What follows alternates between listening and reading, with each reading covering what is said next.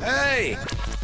This is JJ and Alex. I made a name for myself, I told you I won't be denied. As you wrap up your day, it's time to get your fix of the teams you live for and the sports you love. This is JJ and Alex on 97.5, the KSL Sports Zone.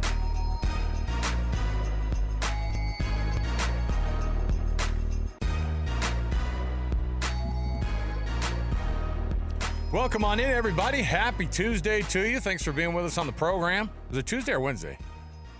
Tuesday. Happy Tuesday to you, everybody. I just had one of those weird moments. It's a weird week. Yeah. It's a short week.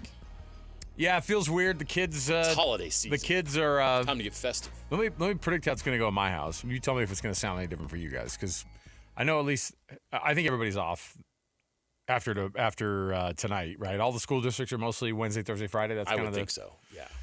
So how it's going to go for us is I'm going to get home tonight, and it's going to be, yeah, we don't have to go to school. I'm gonna have to fight the older kids to go to bed before 1 a.m. 100%. All right. I'm going to have to find wherever the Nintendo Switch was hidden in the little boy's room, because they're going to also want to try to sneak that after they pretend like they're asleep when they go to bed. And I still won't get very much sleep at all because we have two young kids still. And it is going to be just so fun to have a holiday and a break. Can't wait. I'll tell you what the break is for me is like tomorrow they're all going to be home, and then I get to come back into the office, which is actually going to be great. So it's not that I don't like being around them. What I'm saying is that it's chaos at the house. Now, I like cooking. I think you know this about me. I like to cook some stuff. You do. And so we're going to get the pies going, and we like to get some and I'm not in charge of the big stuff. So it's easy does it, man. You do some sides and you do some pies, and I love it, man. I like getting home and making some getting some homemade pie going on. We had this discussion before. Are you a fruit pie more than you are a I'm not really a chocolate kind of pie guy. I don't know. Napolis, are you a pie person? You are, okay. I'm an equal opportunity pie lover. I'm pretty open. Now, we don't see eye to eye on the pumpkin. Yeah, I hate the pumpkin pie. I think it's overrated. I love pumpkin pie. Garbage. I wouldn't eat pumpkin pie in February. I wouldn't eat pumpkin pie in July. That's the standardized test to know that you actually don't like it. But November and December, I'm all in. Yeah. I'm all in. Give me some whipped topping. And let's go. Give me not even whipped cream. I need something that's not even real. I legally can't call it cream. Give me the whipped topping. Some petroleum product I can throw on top of my pie. I need something that has an asterisk by it that says not real food. It has to say it on there. Big apple pie fan. I love all the cream pies. Chocolate, banana. Come on. Cheesecake fan. It's not really a holiday thing. Well, we'll get into all of it. You just got me into pies, so no, I know. I'm really distracted now. Well, and again, I'm going to be going at it. Sports talk show. It is, I'm but totally in the but food we're food now. people. Yeah, you know. I mean, we're food lovers. So this is going to be one of those moments where we have to. It's nice to talk about it. This is an important part of the time of the year. Yeah, it really is. And I will tell you too, for people who like us who are on we've been on watching our figures. I have to be careful this week. Yeah, and honestly, I actually find myself cooking more and enjoying cooking more, and I don't actually eat it. Well, that's the best way to go too. By cooking your food is better. Well, that's what I'm saying. Is you're not just eating fast food. I'm less excited about eating something that I've prepared. Like it's just like you kind of like burn all the calories making it, and then you're like, okay, you guys eat it.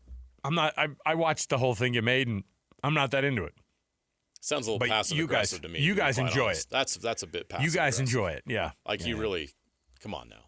That's what I announce as soon as I say it. You guys enjoy this. You guys enjoy the ribs. I can't really eat it. Sit here and eat my cabbage. Yeah. Oh, listen, if it was ribs, is that allowed on a Thanksgiving situation? Oh, why not? Do we need to get into this? We will at some point. I have strong opinions on it. No, I know. We'll get into it later. I've got it on the docket. Because you're going to be gone tomorrow, so I have to have to fight with you about Thanksgiving foods before you leave town. That's a fight I'm willing to make and participate in.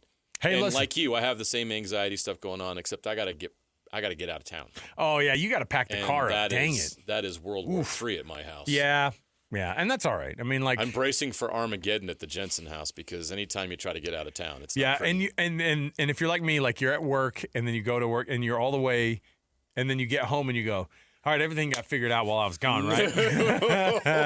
And you can't even ask if it's done. No. Don't even ask. No. Well, that's kind of nice. It's nice for you to show up and then you just go out the door. You think I was going to do it all on my own?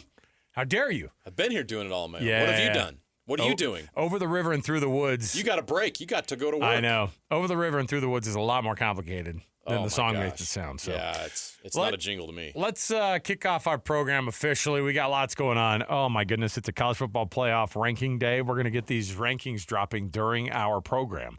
So you don't want to miss any of that because we're going to be able to be live while we're pissed, which is great. We're going to be absolutely fired up and mad when we watch the committee go through, do their rankings. We'll roll those out for you live at 5 o'clock when they come down the pipe. And I'm anticipating. I'm trying to have a positive attitude about where the committee is going to think about Utah.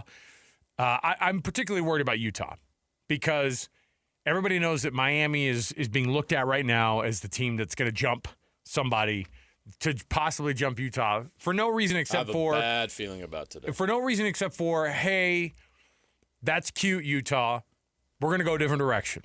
We're going to go with this Miami team who's just been so impressive, and it's so hard to watch. So the committee tonight is going to tell Utah we're not interested? Is that what we're worried about? Yeah, well, I think, and this is a discussion we had kind of before the program. Napolis and I were having this discussion, and he said it. He's like, if they're down one or two more spots, it's over for him. And I agree. Yeah. Because at some point, there's not going to be any time to make up for it.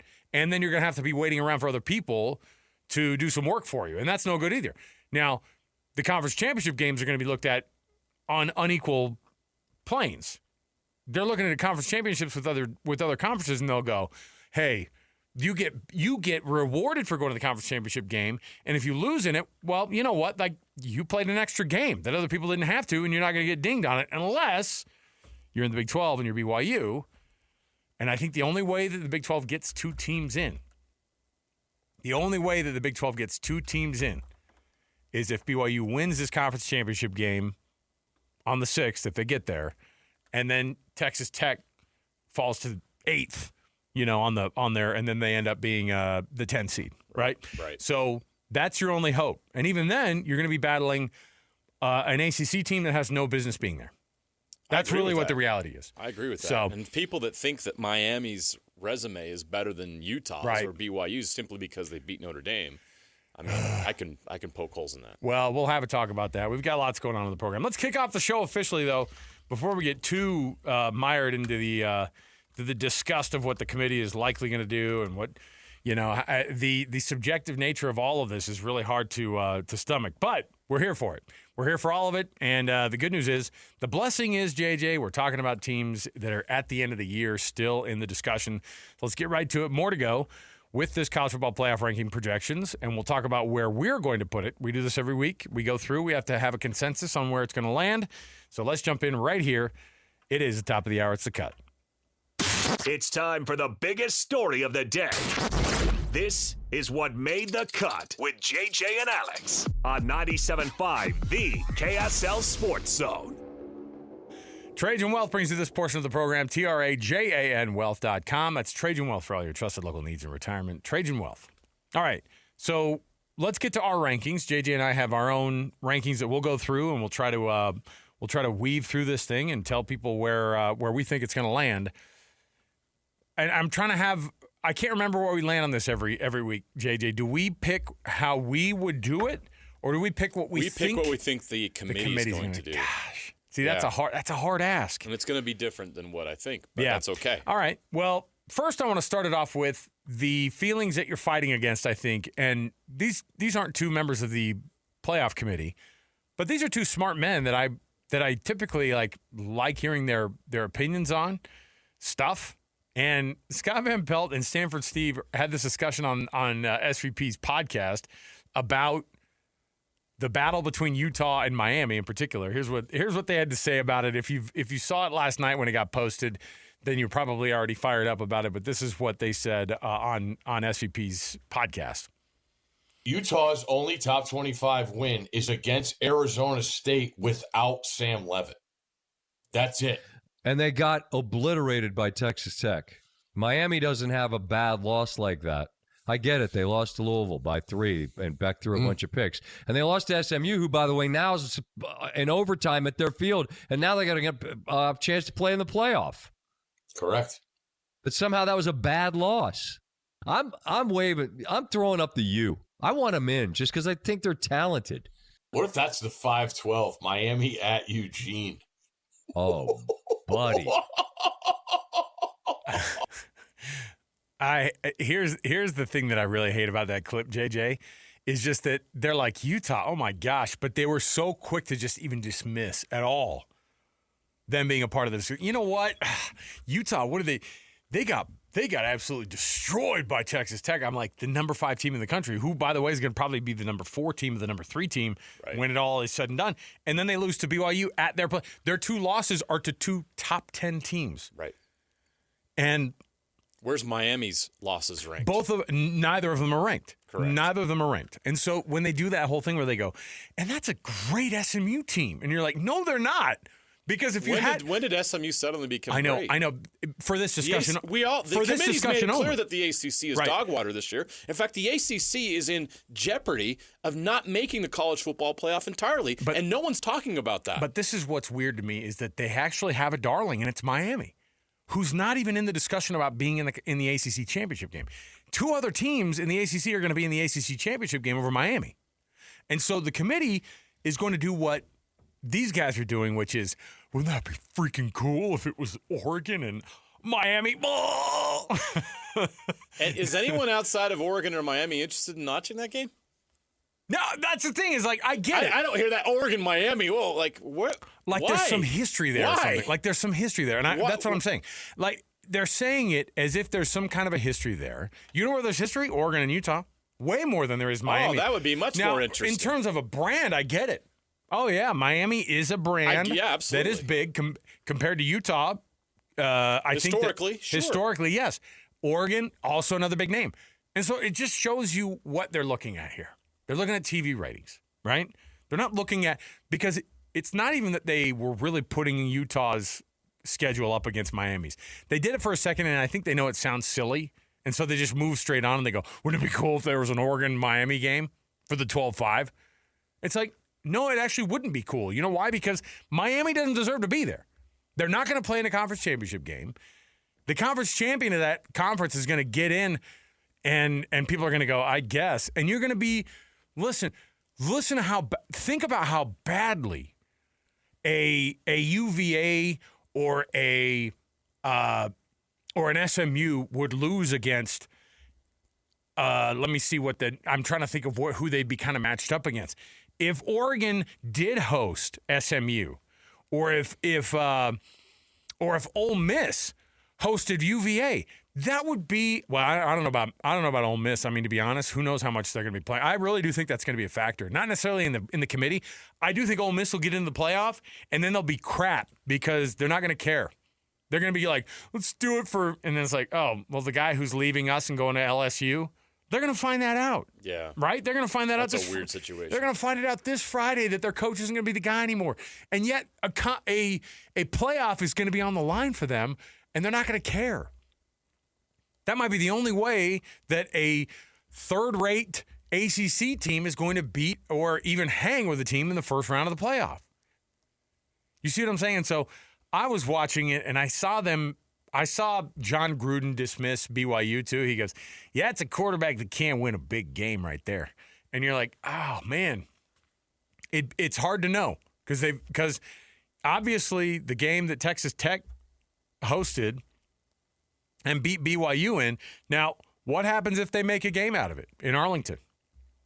Here's what's going to be a weird scenario is when Texas Tech loses to BYU, if that happens, and those two teams split the series in the season, what are you looking at here? You can't keep one of those teams out. No, you can't. And yet, we're going to have a UVA, and a Miami. It's going to be between a Miami and a Texas Tech. It won't be between BYU or Utah and a Miami. They just won't let it happen. They won't let it happen. I'm just telling you. So let's go through some of our predictors here, JJ. You ready? Yeah, let's go. All right. So tonight, I'm trying to think if anything's going to change in the I don't know. I mean, obviously the ACC A lot of chalk this week, so I don't think there's going to be many changes. Not a lot of changes. So let's. I think that we all. Well, do you want to just get right to the change? Because I think Ohio State, Indiana, Texas A&M aren't going anywhere. Okay. Georgia, Stays. Texas Tech, Texas. They all took care of business. Okay. Texas Tech didn't even play. Well, no, but Texas Tech. Ole In Miss. a lot of minds, Texas Tech is going to move. Is moving. They think that Texas Tech could move down. Why? Who's? Oh no. They didn't do anything. No, they didn't do anything. Oregon. I mean, Oregon took care of business. They're not going anywhere. Oklahoma, 17-6 over Missouri. Wasn't pretty, but it was a win. They're not going anywhere. Notre Dame, crushed.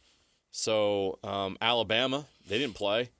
Then you get to BYU. BYU had a solid win on the road. They're not going anywhere. They're going to stay at 11.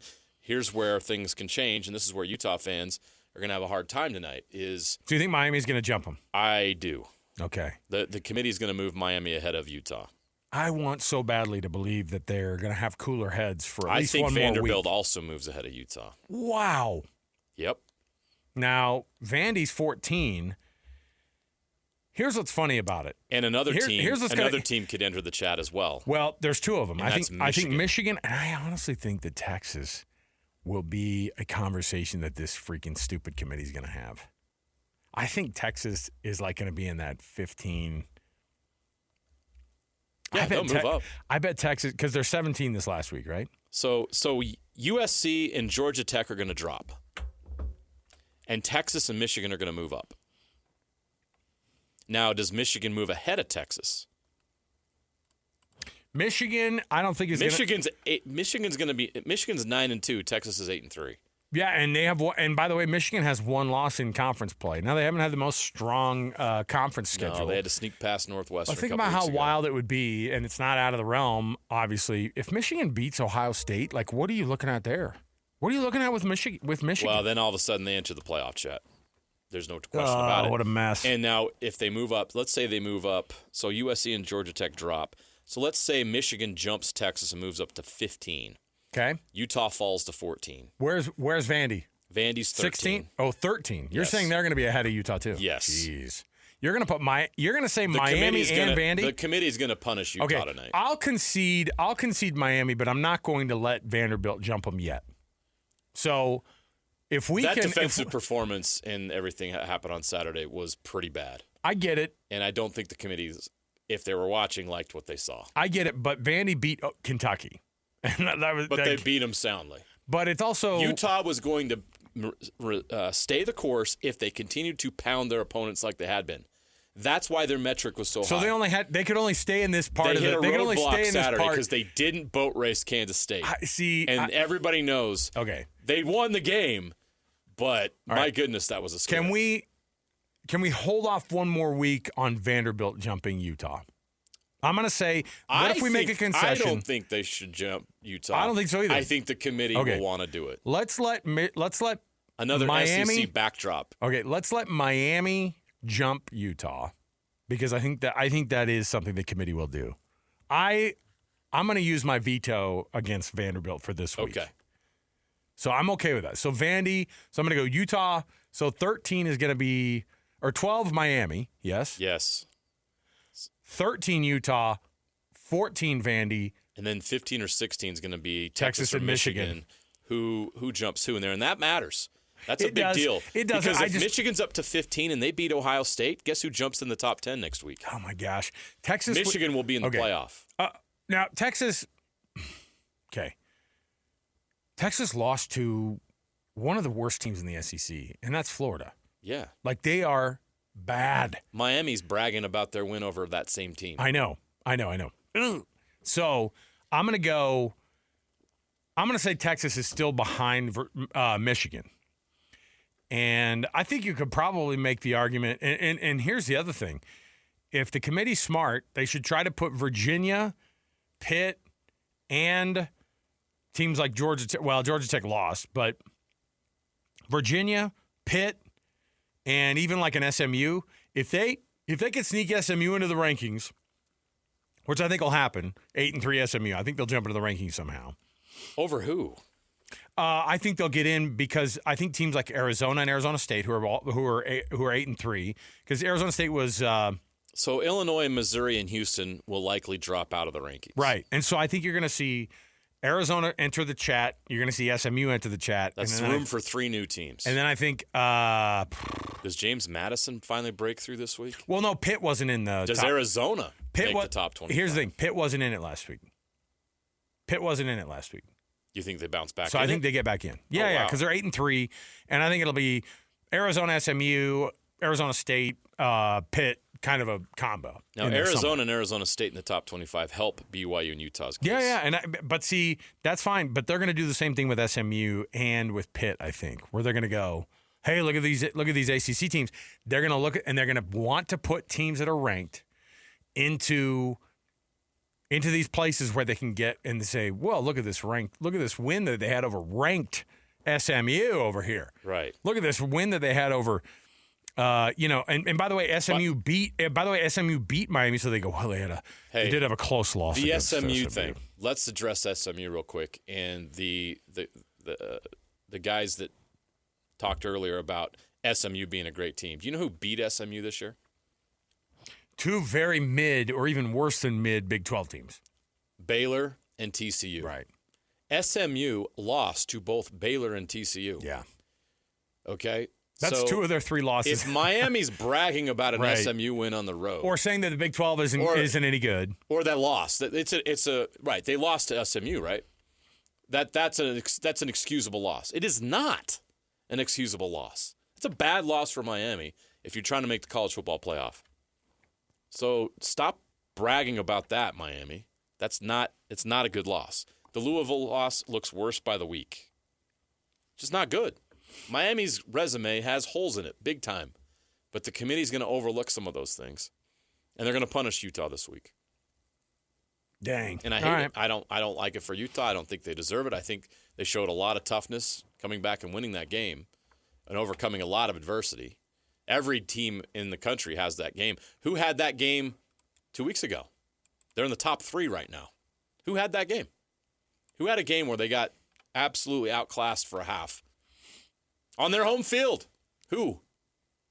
The Texas A&M Aggies. That's right. Down 31-3 to a what's now a 3-7 South Carolina team.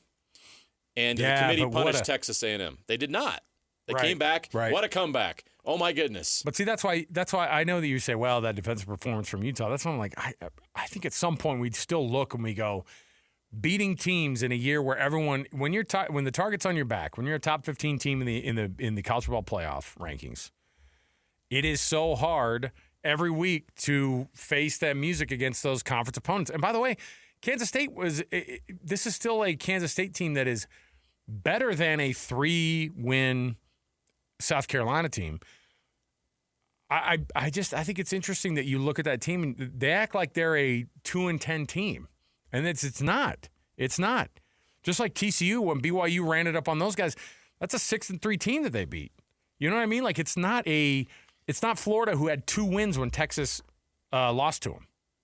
You know what I mean? Yeah. They had 2 wins. Their 3rd win of the season came against Texas, who's going to be discussed as a possible add to the next couple of weeks of the top 15. And if they're in the top 15, they're in striking distance over those next couple of weeks. So, all right, that's what our rankings look like for this. We'll kind of give you an idea. We'll obviously get the rollout. I'm crossing my fingers that they stay Miami behind Utah for one more week. But we'll see, because if they push Utah behind Miami right now, might be over. Might be over for them. All right, we'll take a break. We'll come back. We have our first break here. When we come back, let's talk about these local teams. By the way, there's actual football games that have to get played this weekend. And Utah goes to Kansas. They go to KU, to Lawrence, to finalize their season with only 2 losses. If they can do that, then obviously you win that. Then you're able to win that last game. Do you have to do it in convincing fashion again to be able to make sure that you keep the committee away from having that discussion about where you should and shouldn't be? Well, we'll talk next to Matt Tait, who covers Kansas for R1S1 Sports. We will come back, talk Jayhawks Utes next, right here at 97.5, the KSL Sports End. Nobody gets you ready for Utah football more than the KSL Sports Zone. Ready? The regular season comes to an end for Kyle Whittingham and the Utes as they hit the road for a battle against Kansas. Your home for the best coverage of Utah football is right here on 97.5, the KSL Sports Zone. You're locked on to JJ and Alex on 97.5, the KSL Sports Zone. All right, everybody, welcome back. JJ and Alex, 97.5 the KSL Sports Zone, coming up at the 4 o'clock hour.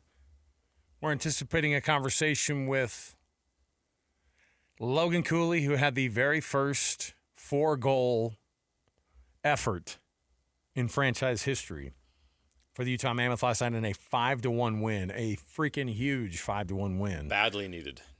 Man, the energy, right, on that ice last night. Yeah, it was different. That's the team that we saw earlier in the year. Hit a little bit different, and it was nice to see them have that effort, and that was the thing people were wondering about, and they got it last night in a 4-1 or a 4-goal effort from Logan Cooley, who's going to join us in the 4 o'clock hour. So stay tuned for that.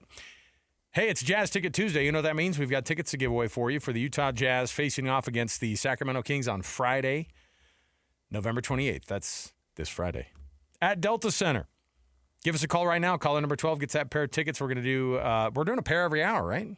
Yeah, man. Ticket Tuesday is no joke. Jazz Ticket Tuesday is no joke. So 801-575-ZONE. That's 801-575-9663. 801-575-ZONE. Caller number 12 gets a pair of those tickets to see the Jazz and the Kings at Delta Center this Friday. You're going to be off of work. What else are you going to be doing? Go check out the Jazz, man. Go see how freaking good Keontae George has been. Yeah, they're another fun awesome to watch night. Right now. Another awesome night for Keontae, by the way. Yeah. You talk about consistency. This guy's building a career. How about Ace Bailey last night? I know. It's awesome. 21. And they lost. The best of both worlds. I mean, I'm not cheering that on. I just. Yeah, you are. All right. Joining us on the program right now, it's Matt Tait, covering Kansas athletics for R1S1Sports.com. Matt, thanks for being on the program, man. How are things in Lawrence? Yeah, everything's great, man. A little fun fact for you guys. I actually had 4 goals in a single game last night myself. Oh, is this the beer league, the Monday night beer league? Is that what's going on? Well, it was against my 11 and 3-year-old daughter, but it was 2-on-1, so okay. I'll take it. Hey. I mean, I felt like you needed to know that.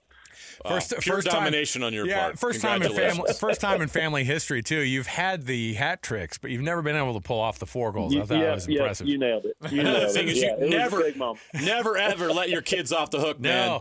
Never let up easy on them. No, How else are they going to learn? Well, I tried to pretend one time when I let my son beat me at golf, and now I can't beat him at all. And so it's like, and once you give that up, like they don't respect you after that. No, you got to keep that respect. Yeah. When I was a senior in high school and I thought I was tough, my dad put me into the ground. Like I tried to wrestle him. I'm like, Dad, let's wrestle. That was a bad choice. I'm going to show my ex-Marine dad that he's old and You never heard of dad strength. Dad strength is different. And you know what? I understand it now because it's like he was fighting for, I will never let you feel what it's like. You're going to have an elbow in the back of your head. It's going to be into the living room carpet. And I remember him laughing, and I will never forget that moment. And I'm going to do that to my kids. So there you go. There you go. Matt, this Kansas team has been head-scratching for us for the last few years because every time since 23, since BYU joined the league, we started going to the Big 12 media days and having conversations with Lance Leipold. I'm like, these guys are going to turn the corner. Jalen Daniels, this is his year. Jalen Daniels, this is his year. And it's another year where, we're looking at Kansas and going, what could have been? What's the vibe in Lawrence right now with this team in 2025? Yeah, well, you just spelled it out pretty perfectly. The fan base is certainly right there with what you're thinking. I mean, they won 9 games a few years ago and made it to their second consecutive bowl game, won the bowl game, and had most of that team coming back. So for the 24 season, and I think everybody thought, understandably so, but also that's an indication of how limited the success has been for KU football, because just because you win 9 doesn't mean you win 10 the next year and then 11 after that. I mean, it does not work that way, and KU fans haven't been through that very often in the history of this program. So, people were very excited about it, understandably so, and then they started 1-5 last year, finished really strong. As you guys know, they were in Provo last year and beat a really good BYU team, and that was part of a historic streak for KU, the first non-ranked team to beat 3 ranked teams in a row. Right. In college football history, so they were good and they just didn't start well. And this year it's been a little bit of that. They started much better. They were 4-2. They played at Missouri, gave Mizzou a game. It was tough. They played tough and had a chance to win that one. And you're starting to think, okay, this team's got something there.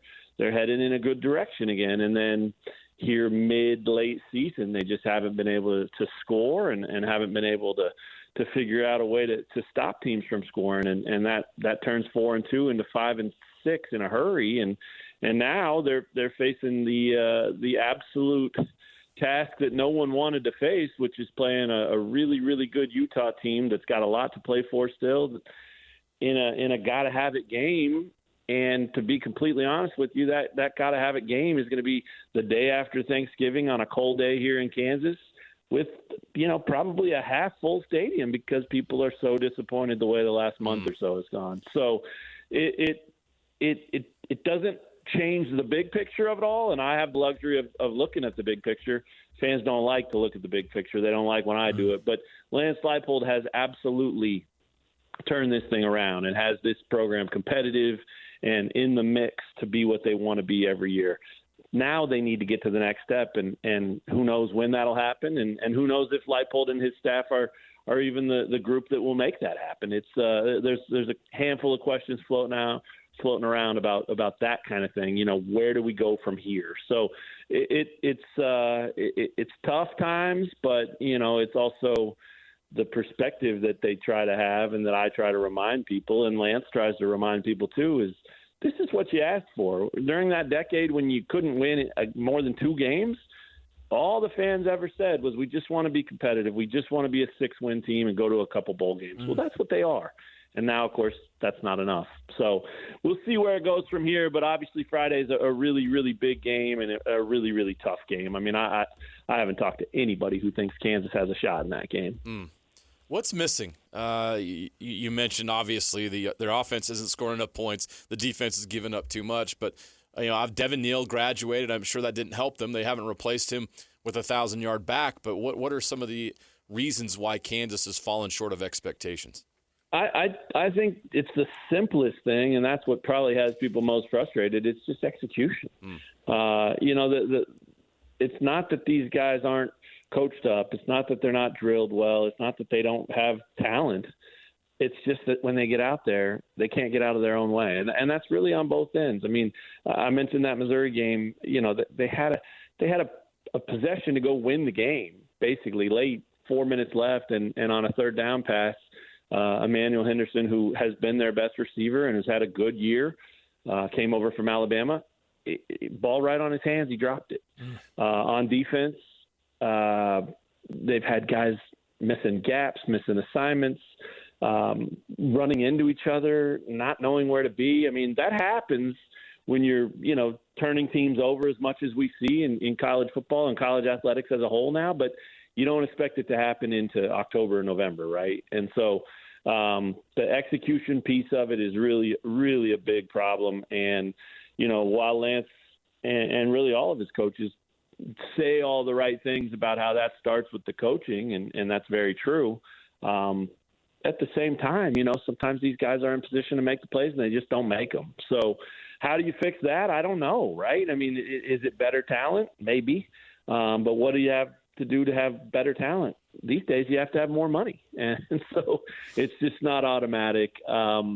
Wouldn't surprise me if in the offseason some coaching changes or shuffling goes down, obviously not with Lance, but maybe with some of his staff. That's always an option to try to get things fixed. But who knows? Because they're going to lose a lot off of this team. And the biggest, of course, being Jalen Daniels, like you mentioned. When you kind of see some of the things that they've – I mean, obviously there's a lot of talent there. And, we saw last week Kansas State go in and put it to Utah, in a moment where people were like, no, that wasn't supposed to happen. Is there a vibe that can happen like that this week with Kansas and Utah? Obviously, hosting it at home is a big deal, but how does Kansas do something like that against Utah? Can their run game do something similar? Could Jalen Daniels get hot in the passing game? What is it that's the effort that the Jayhawks are going to try to make against this Utah defensive front that's pretty tough? And then on the other side of the ball.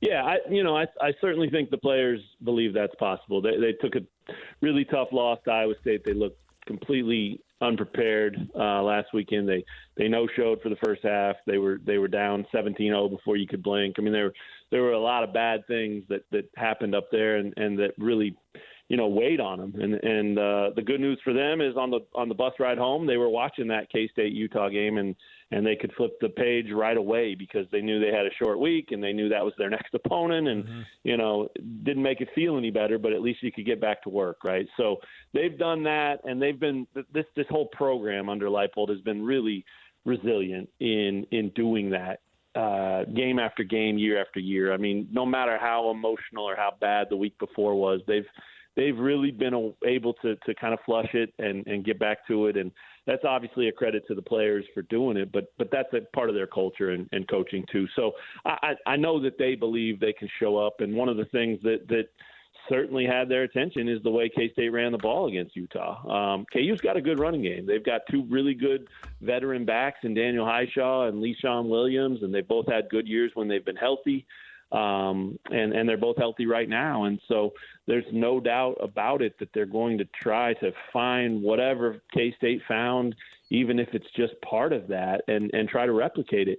Easier said than done, of course, but KU does have Daniels, who has, the ability to hurt teams with his legs, and then those two good backs as well. So, I suppose if they found that, and especially if they executed early and kind of build some momentum with a little early success and an early lead, it could make it a little bit more of a game and a little bit tougher on Utah than most people are thinking. But, that the fact that Utah had to scratch like they did last week to win that game, obviously I'm sure that got the coach's attention, and then the coaches after that got the players' attention about how, look, you almost blew it. You almost cost us everything. and it's a long shot, right, that they play in the Big 12 title game, but they still have a chance. And they'll kick off knowing they have a chance. And so I'd assume they're going to show up with a very, very keen focus on let's go take care of our business and then let everything fall from there. But, it's going to be one of those games that's emotional for Kansas because 33 seniors and some of them that have been around a long time. So if you're looking for a case to be made for Kansas to be in it or to win it, that's probably it, right? Just finding a way to will themselves to, hey, we don't want to lose on senior day for these seniors that have been such a big part of turning this thing around. That doesn't score touchdowns. That doesn't fit gaps. That doesn't execute assignments. It can matter, but it's hard for that to matter for 4 quarters, again, especially against such a talented and physical football team like Utah. Yeah, Utah's probably not giving up 470 yards rushing this week. I wouldn't think Kansas. so. I can't imagine that happening back-to-back weeks, or some heads might roll up on the hill here in Salt Lake City. Before we catch you loose, I wanted to get your thoughts on the college football playoff rankings. The new rankings are coming out here in about an hour. Is the Big 12 getting enough love from the committee? Does the conference deserve 2 teams in? I think it does. I really do. Whether it's professionally and kind of following it like I have to do to a degree. I mean, Kansas, made a debut in the CFP standings a couple years ago, and that was pretty cool around here. Obviously, they haven't been in it the last couple years, so not as much a huge part of my job, but to cover the Big 12 is and things like that. So, there's a lot of talk professionally and even just with me and my friends around here, like the SEC love is kind of crazy, right? I mean, I get it that it's such a top-heavy, talented league, but the bottom of that league is hot garbage. Right. And those teams not only beat up on, those teams at the top not only beat up on those teams a lot, but then as everyone knows, there's that weird week where they play the non-con game late this season and get basically a bye in a lot of ways. And I just don't think you have that in the Big 12. Not even a little bit, I think that this conference, even last year, Arizona State's the best example of it, picked so low in the preseason standings or rankings or polls or whatever it was, and then they go out and have that kind of year. And you know, you look at the schedules, you look at common opponents, you look at how teams fare against one another, and so played so tough, and then that happened again the next day or the next week anyway. I mean, it's just no nights off, and that's the way it is in the basketball version of this conference, and obviously in football. So I have no problem if they're not, you know, 2 teams in the top 5 or whatever, but I do have a problem if they don't get serious consideration to get 2 teams in, because this is a really good league. The top 8 or 10 even football programs in this conference can almost play with anybody, and that makes it really fun, but it also can be a problem for them when they're trying to, you know, have a little bit separate at the top so they get that love. So, you know, Commissioner Brett Yormark does a great job of advocating for the league. He's out in Vegas right now at the Players Era tournament, and there's a few Big 12 teams out there, and he was on the TNT halftime show the other day during the KU game, and you know, he was doing it there, even during a basketball broadcast. So I don't think that this conference is willing to just lay down and take it. I think they're going to keep fighting until they get what they deserve, and that's in July at Big 12 Media Days, and that's during the season, and that's during basketball games, and you know, pretty much year round. So obviously they need the teams to deliver, and it'll be interesting to see how it plays out the next couple of weeks. But I think there's at least 2 teams that are deserving, if not more. So it'll be really interesting, not only to see how that shakes out, but also to see how this thing ends up in the Big 12 race and who ends up playing in Arlington. Matt Tait, he covers Kansas athletics for R1S1Sports.com. Find his byline there. Matt, thanks for hanging out with us this week, and we look forward to this one between the Utes and the Jayhawks this Friday. Sounds great, guys. Yeah, thanks for having me. Call anytime, and if I get 5 goals, I'll call you. Yeah, listen, we'll be waiting. Absolutely. Yeah, I expect a hat trick out of you soon. That 3-year-old's a tough defender. Yep. It happens. All right, take a break. We'll come back. We'll have a quick Would You Rather. Then we'll get to the top of the hour where we're anticipating a conversation with Logan Cooley. 4-goal performance last night in the 5-1 win for the Utah Mammoth over the Las Vegas Golden Knights. All right, we'll take a break. More to go. 97.5, the KSL Sports Zone. The exclusive home of the Utah Mammoth is on 97.5, the KSL Sports Zone. Ian Cole gets to the puck first in the Utah zone. Cooley waiting for it. Cooley on hat trick. Watch! Bingo! Logan Cooley gets his second hat trick of the season. Points in 4 straight entering tonight. Bowman snowed under. Cooley at the empty net. Give him 4! Gets his 4th goal of the night. It's 5-1. You're locked into JJ and Alex on 97.5, the KSL Sports Zone.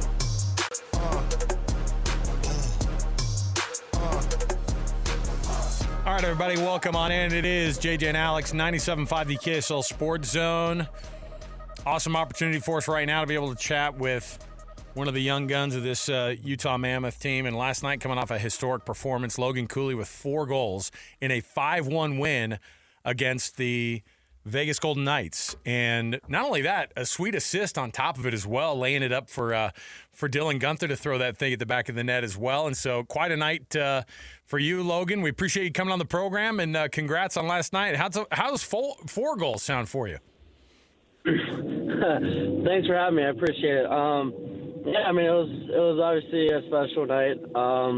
You know, those don't come around often, so kind of got in your way, and you know, it was a fun game to be a part of it. More importantly, it was a great 2 points against a really good team. Yeah, after all that you guys have been through, losing 9 and 11. How important was it for you guys to have a night like that, and what is it going to do for you guys now moving forward? Yeah, it's huge. I think the past 2 games, that's the way we know how to play, and when we're doing the things that make us successful, you know, we're a tough team to stop, and I think just, you know, how we handled the game against the Rangers, how we played against Vegas, you know, that's what we need to do, and that's what we need to continue to do. There's obviously stuff we still need to clean up and get better at, but it's definitely a foot in the right direction, and just need to keep going off these past 2 games. I mean, look, we've been able to watch all these games all year and watch the career over the past 2 years since you've been here in Utah, and then, of course, making the extension, of course, on the contract. That was the last time we chatted with you, and it's been awesome to be able to watch this development. You look like one of the most intense dudes on the ice. Like, is there a version of I don't think I've ever seen you crack a smile on the ice. Maybe a couple times for goals, but do you kind of keep that intensity up and carry that as a badge of honor, as how big of a competitor that you are? That has to be a huge part of what your game has become. Yeah. Just a time and a place to be relaxed and, obviously off the ice and being with the guys. That's when you're having fun and laughing. But I think, for me, when I step on the ice, it's, full game mode, locked in. I just feel, like you said, I want to win. I just think, when I'm focused and, driven into all right, let's give Logan a call back. We're getting some. Logan, we'll call you right back. We got a little bit of a phone issue, I think, here. So let's give you a quick call, and then we'll get right back on it again. One of the other things that's been happening with this team also, and with the NHL all month, has been this month being Hockey Fights Cancer Month. You've probably seen by the way, that's the only sign you could bring in to Delta Center. And you guys were able to have an opportunity to go up to Primary Children's Hospital as well. What's that been like to be able to go up today and to visit some of those kids up at Primary Children's? That's a place that means a lot to us right here at our station and here in our community. What was it like seeing some of those kids today? I think it's hard to get back.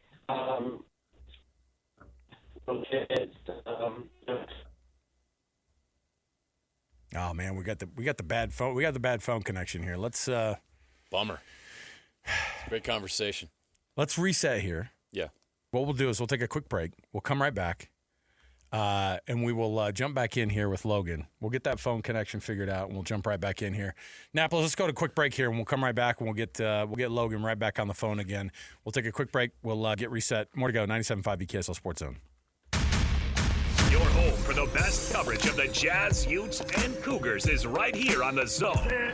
This is JJ and Alex on 97.5, the KSL Sports Zone.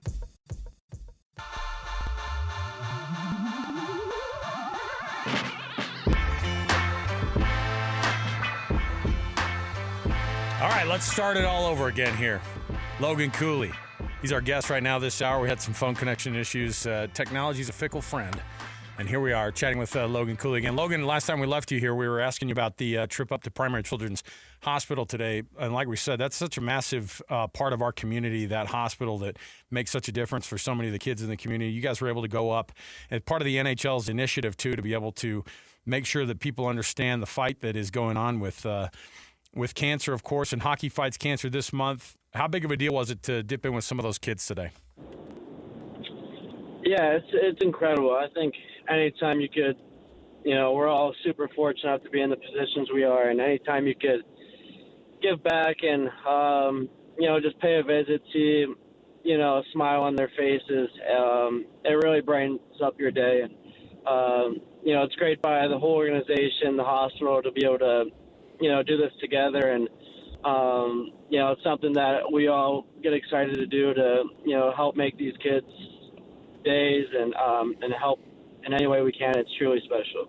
It seems like everybody's got somebody they know that is in that fight, and obviously that's something that the NHL is doing something about here in November with Hockey Fights Cancer Month. Are there any stories or anybody in your life who you've experienced that with, and who you fight for? I'm fortunate enough to, not have anyone super close to me be affected by it, but just hearing, different stories of, different guys around the league and, just in general.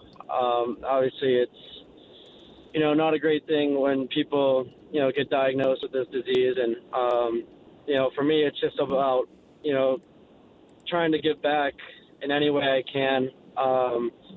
And even just, if it's for a couple hours, like today, like it's truly special to be able to go in and just see the excitement of the kids. And, obviously it's tough what they're going through. They don't, a lot of them just want to go home and live a normal life, but, it's just unfortunate to what some are going through. And like I said, it's just, I'm super happy to be in the position I am to be able to give back and help in any way I can.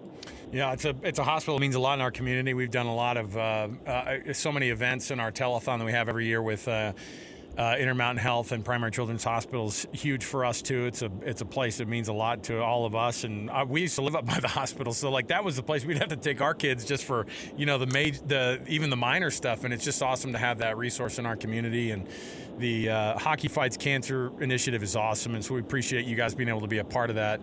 I want to talk a little bit about what happened last night with the energy level of that team, and it felt different right from the get-go. Does it feel like that for you guys too when you're playing? Like, oh, we do feel like we're playing with a different level of intensity.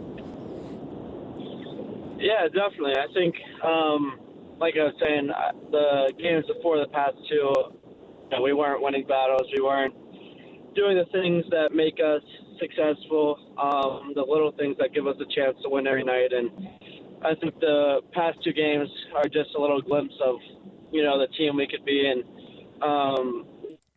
Game when we're doing the little things, whether that's going to the net, managing the puck the right way. We're a tough team to beat. And, we know it's only been 2 games. It's all about consistency in this league. And these past 2 games are something that we need to continue to build off of and put into the next game. You and Gunther have this incredible chemistry we're watching, and when you guys are on the same line, I mean, it's undeniable. Your record this year is 11-5 when you and Gunther are on the same line, and 1-6 when you're separated. Why is that, and how have you guys been able to develop such a great chemistry on the ice in such a short period of time relative in the league? Yeah, I mean, I think we've just read off each other really well. I think when, it's nice that you get to come into the league with, another guy around your age, young guys kind of learning and growing up together. So, I've been fortunate to play with him, this being the 3rd year now. And I think over time you continue to learn where each other likes to be on the ice, what their tendencies are and how they like to play. So, it's only going to continue to get better. But I think, this year we've taken a pretty good step of, really building a lot of chemistry. And, I think when you could build chemistry with someone in this league, it gives you an advantage. And, I love playing with them. It's awesome. And I think, just our speed too. We generate a lot of speed. We like to play fast. And, last game, I thought we did that throughout the whole game, and that's when we got our chances. Logan Cooley joining us on JJ and Alex. Last night, of course, the 5-1 win over Vegas. It was huge for you guys. Now you've strung together a couple wins in a row. When you guys are in the locker room, and obviously there's guys with C's on their chests, and that's Clayton Keller, the captain, and you think about guys who have that role as veterans and leaders. Who speaks up in the locker room, and is that a role that you like, or do you like to just kind of lead out there on the ice, or is there somebody in particular who gets out there and says, hey, and gets after folks, and how does that work in an NHL or in this particular locker room with you guys in leadership? Yeah, I mean, I think we're fortunate to have a ton of great leaders on this team. You don't have to wear a letter to be a leader, and it starts with our captain, with Keller, and Sergachev, Ian Cole, guys that have been in the league for a little bit and have won championships. I wouldn't say me personally I'm the loudest guy in the locker room. I'm more of a guy that likes to, lead by example on the ice of, trying to play the right way, and helping the team win. But, like I said, coming up as the younger guy, I've been really fortunate to have a lot of great leaders, guys that, have mentored me really well and, developed me into kind of learning the side of the leadership role. And, as a young kid, you don't really know that aspect of the game much, but as you start to be around these guys that have won before and, have been around many great leaders. It's awesome to see, and when those guys speak up, you're definitely listening and trying to learn as much as you can from them. The 82-game NHL season is long, and you can't get caught up on every win and loss. But when you go through a period of time when you've lost 9 of 11 games, you guys are human, fans are human, everybody wants to win. What's it like for you guys on the team? I think fans would like to get some insight on what it's like for you guys when you're going through that. How much does it mean to you, and how much does it crush you guys when you're having those kind of spells? Because you know how bad the fans want you to win those games. Yeah, I mean, like you said, it's such a long year. There's, a ton of ups and downs, adversity, stuff that, brings you down a little bit. But you have to have that mindset where, you after that game, you learn it and take as much information as you can from it and try to build off it and fix things up quickly. We all want to win. We would love to win every game. That's just, not going to happen every game. So I think for us, we've done a really good job of kind of maturing this year. I think there's been times maybe last year where we'd get down on ourselves and there was a ton of negativity, but I think, we weren't playing the right way we needed to. We figured that out. We switched it, and now, like you see, these past 2 games are truly the way we know to play. And, Vegas Golden Knights are easily a Stanley Cup contender. And, the way we played, we controlled most of the game. And, for us, that's how we need to play each and every game. And, there's going to be some games where you play your best, you probably deserve to win, but you end up not. And then there's going to be some games where, you didn't have your best and you end up winning. That's just the hockey side of things. And, but, like I said, these past 2 games are something to build off of and moving forward here. Logan Cooley, 4 goals last night. And, of course, the Mammoth hit back at home tomorrow night. Tomorrow night you guys take on the Montreal Canadiens, and then you get a day of travel, get down to Dallas, take on the Stars, another massive matchup for you guys inside this Western Conference and inside your division. Do you get to sneak in some Thanksgiving, or what's going on? It's not technically, I guess, a day off because you guys are going to be traveling and stuff, but do you guys get to sneak in maybe a team meal together for Thanksgiving? Yeah, definitely. I was fortunate to have my whole family out here for the homestand, so it was nice to awesome. Have all of them here, and we had a little bit of a Thanksgiving dinner, and I think later tonight Nate Schmidt's having everyone over for Thanksgiving, so it's nice to be able to enjoy these holidays too.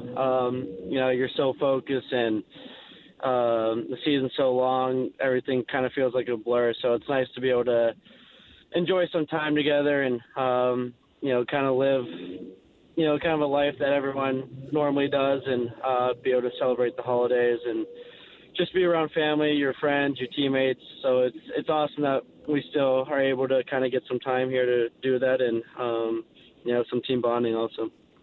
Coles, we appreciate the extra time, man. Thanks for hanging out, and congrats on last night's win, and good luck. Stay healthy, man. Awesome. Thank you guys so much. There you Thanks, go. Logan Cooley. Nice enough to take some extra time there as we try to get the phone lines figured out. It was nice. Yeah, so cool. Man, what do you like? 4 goals in the NHL against the Golden Knights, and your family just so happens to be in town. Like that's a freaking that's a way to do it, right? It's perfect. Right before Thanksgiving. And there's not many players in the NHL at his age that have been able to do that. So it was a pretty spectacular performance. And I wanted to ask him about that connection that he has with Gunther, because that's special. That assist was as pretty as any of the goals. Oh my he had gosh! last night. Well, everything they did together last night. If you're a Utah Mammoth fan, you're watching last night's game. That's what you picture Mammoth hockey is. Okay, last night was as good as it gets. That was awesome, and he's right. That team down in Vegas is a Stanley Cup contender, and they whipped them last night. And 4 days previous, it was the other way around. And to see them bounce back like that in a short period of time and turn out that kind of an effort on their home ice was pretty spectacular. But watching those two play together, there is something special about them together. And I don't know anything about hockey other than your general stuff, I'm not sitting here saying I'm an expert on who should play on the lines. Is what I'm saying. We'll leave that to Coach Bear. But how could you have them not on the same line ever again? Yeah. And especially when you think about how they long got to be together. Think about how long they'll be able to be doing this too, potentially together, right? Yeah. Signed up for 8 and 7 years respectively. The results are that the stats are clear. Dang. When they're on the same line together, this offense is very potent. When they're not, this team doesn't win. So hopefully that's the case moving forward. Keep Cools and Gunther on the same line the rest of the year, and this team should continue winning at a high rate. For the next 8 years. Come on, man. Amen. Thank you. Just keep them together for the next 8 years. No problem. Contractually, that's already done. Yeah. Which is, as a fan, you're like, oh, that's awesome. Yeah. Because what you saw last night's what you're going to see for the next almost a decade, and I'm sure after that. I think this team's building into something special, and by the time their contracts are up, I imagine there's some pretty special things that would have occurred here with this team and this franchise in this town, and it's exciting to think about the possibilities.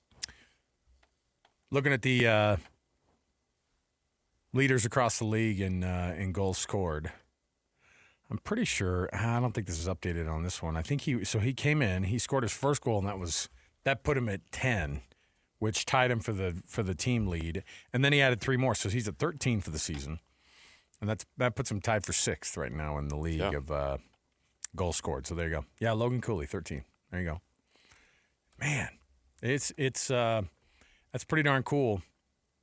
You talk about guys who boy, Nathan McKinnon is just freaking good, isn't he? I think McKinnon might be my favorite player outside of Utah, man. Yeah, he's pretty good. For Colorado. Yeah. It's easy to be like, oh, yeah, Connor McDavid, look at all the goals he's scoring.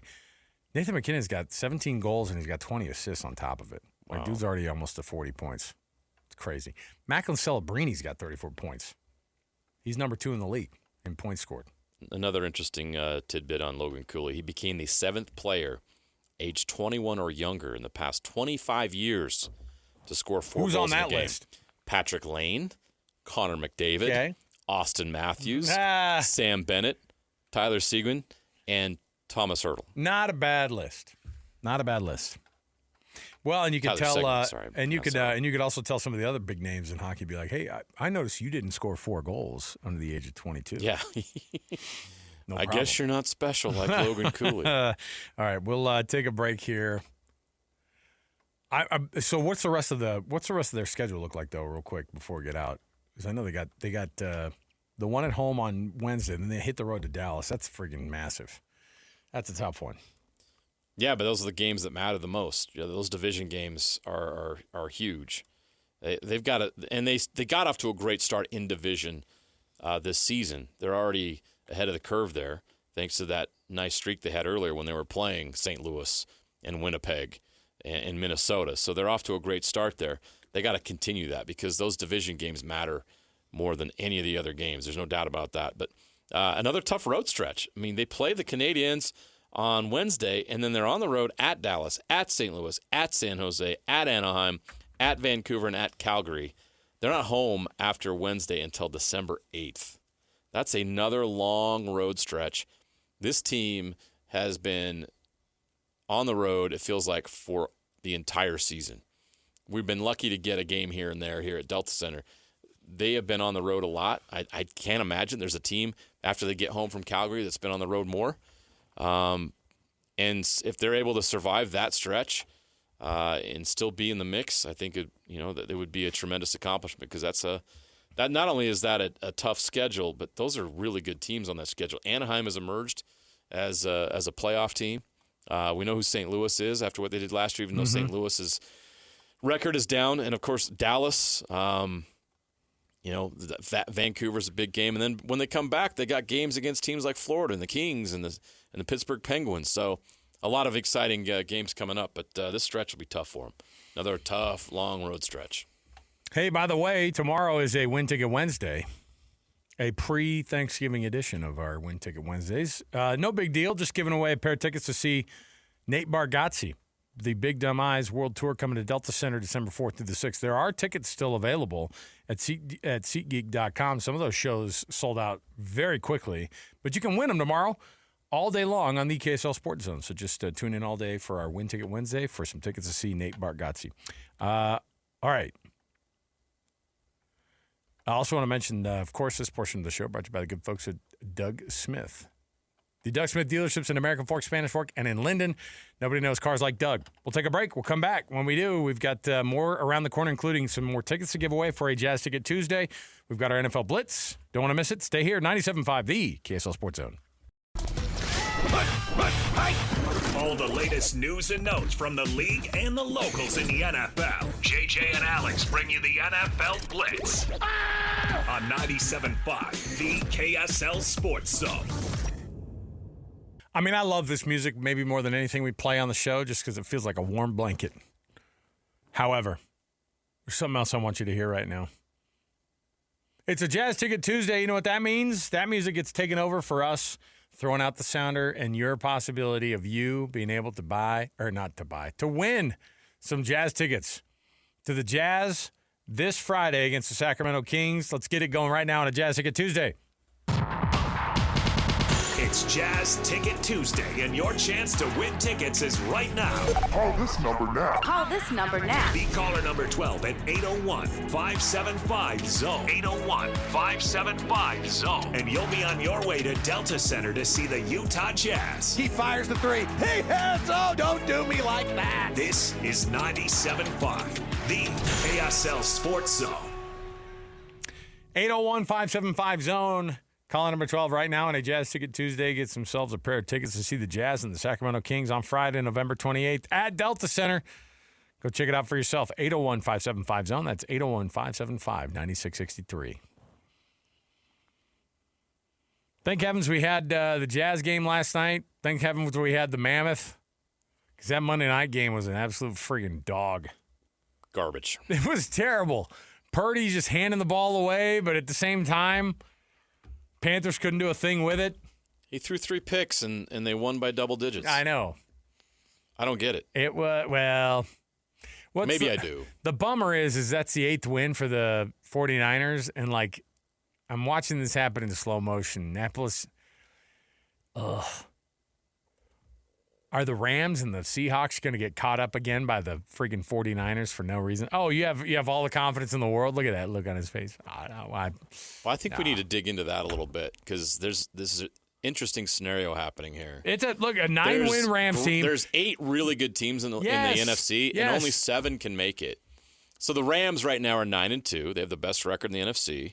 They would be the NFC West champs, the Eagles, the NFC East champs at 8-3. The Chicago Bears right now, 8-3, would be the NFC North champs, and the Tampa Bay Buccaneers, because the Panthers didn't want to take it, are sliding at 6-5, but still they are the NFC South champs if the season ended today. Well, and who knows what the injury is with Baker Mayfield. Doesn't look good. He's in a sling. It doesn't look good, but I think it's just a shoulder sprain. Teddy Bridgewater taking us to the promised land in the playoffs. Not going to happen. But then that might. But one of those NFC South teams has to make the playoffs. So that leaves you with some interesting wild cards. Right now, your Seahawks are 8-3. The Green Bay Packers are 7-3-1. That tie is actually helping them right now. And coming in at number 7 is the San Francisco 49ers at 8-4. The Lions at 7-4.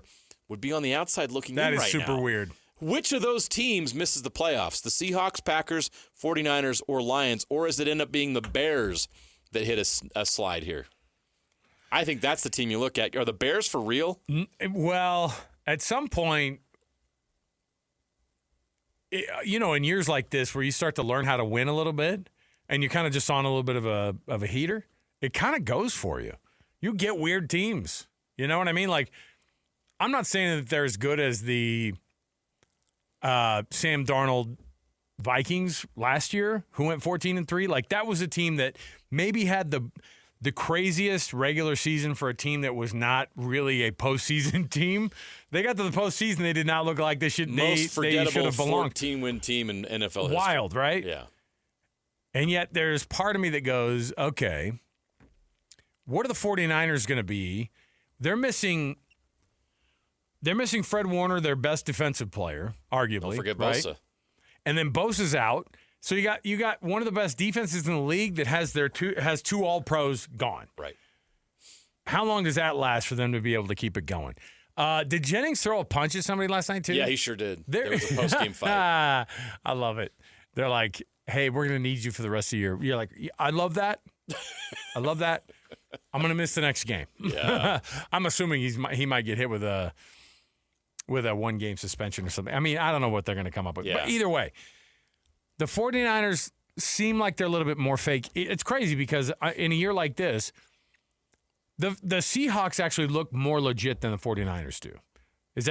I agree. Is that the injuries on defense for the 49ers, but the 49ers defensively were great last night. Yeah. Now, I think Panthers that may great. have more to do with the quarterback on the other side, to be quite honest. How dare you? He's having a great year. Come on.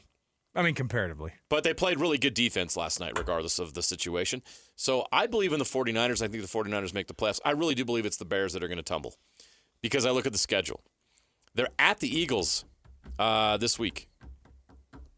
They're at the Packers the following week. Wait, who are? The Bears. Okay, yeah. Okay, keep going. Okay. I like this. And then they're at home against the Browns. What is this? That's a good defense right there. I think you Bob, I don't think they're going to beat the Browns. You brought it back around because it sounded almost Irish for a second there. And then that team up north, whose name we won't mention, they play them again the following week. And then they got to go out to San Francisco and play the 49ers. I don't know.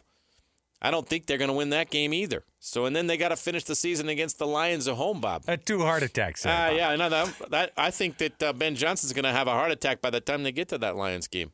I don't think that's going to happen for them either. So I'm looking at, I don't know, 1, 2, 3, 4, 5 losses for the Bears.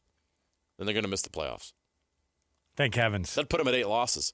I was saying, they've been great. I thank heavens that your Chicagoan impersonation was. I know what you're saying. Sorry, that'll never happen again. I love it. Are you kidding? We got to have more DeBear stock, 1, 2, 3, 4. I think they lose 5 of their next 6 games. That'd be a real shame. Do you got them winning any of those? The thing is, the league is so friggin' weird. You just can when you as soon as you think teams are going to be bad look again. At their wins. So who have they beaten? The Cowboys. They crushed at home. They crushed the Cowboys, they did. though, right? They won at the Raiders. They beat the Commanders by 1. Ooh. They beat the Saints. They beat the Bengals. They beat the Giants. They beat the Vikings, and they beat the Steelers. I think we found something here, Bob. Yeah, not necessarily the strongest of Not schedules. a murderer's row of NFL, but then everything changes starting this week. But again, like I said, you know the NFL's funny. I mean, you get these teams week to week, and they'll win games, man. We're watching this game on TV. The Maui Invitational's up on the screen. USC's playing Seton Hall, and USC has this Rodney Rice who's got 27 points. He has gotten a separated shoulder, like a shoulder coming out of the socket twice in the game. And the trainer, and by the way, ESPN, we don't need to see him putting it back in. Don't go to, and they're going to the corner, and you've seen this before. Tell me where they play at the Lahaina Civic Center, which is at basically a JC. What's the name of that school out there? Chaminade? Chaminade hosts every year, and it's basically a high school gym, and so he has to go to the corner of this high school gym where the USC trainer is popping it back in, and you're watching it go back, that back into the old shoulder socket, and you're like, I don't need to see that, all right? Don't show me that anymore. My favorite thing is that Chaminade plays in this tournament every year, too. Don't they? Oh, yeah. They don't just host it. They play in that thing. Absolutely, they do. They're like, hey, everybody, North Carolina's coming to town. Put up a fight, would you? They never do. Who'd they upset? Have they ever won it? I doubt it. Chaminade, best upset in Maui Invitational history. I want to see here. Let me see here.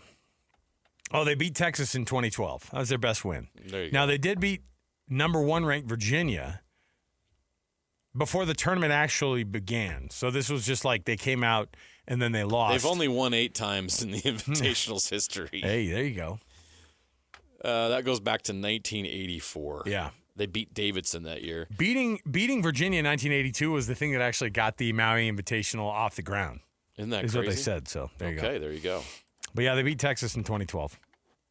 They got Cal in 2017. Villanova in 2003. Oklahoma in 2010. And then they beat Stanford in 1992. Those are the biggest wins in Chaminade history at the Maui Invitational. That's Just all in case you're wondering. All you ever wanted to know about the Maui Invitational. All right there. In the NFL Blitz. I'm watching it and I was like, why are they they're still showing it? And honestly, this trainer doesn't know. They're showing Popeye's chicken on that same TV right now. I'm much more interested in that.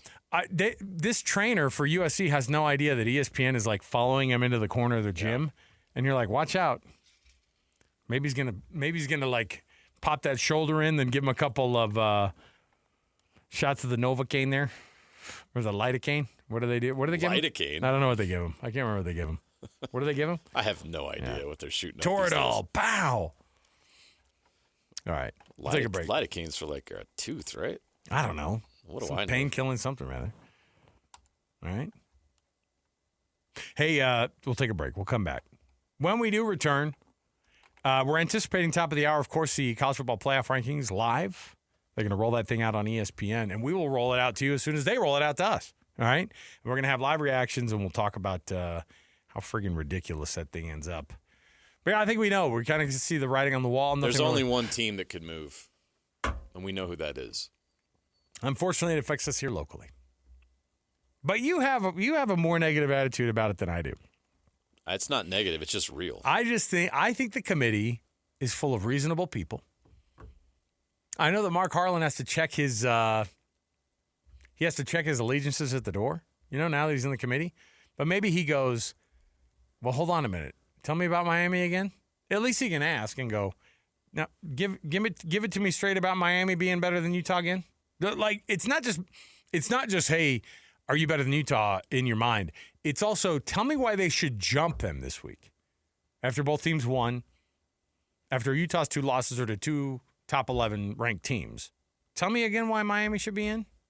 I'm interested. If you're Mark Harlan, ask the question. Or if you're any of the other smart people who they allegedly put together in this room. Yeah, I want to know what they figure out here, man. Let's go. Okay, we'll take a quick break. We'll come back. We've got our top 10 next. It's going to be a Thanksgiving edition of Top 10. So stay right here with us. More to go. 97.5 EKSL Sports Zone. Let's go! Complete game coverage of the Cougars is right here on the KSL Sports Zone.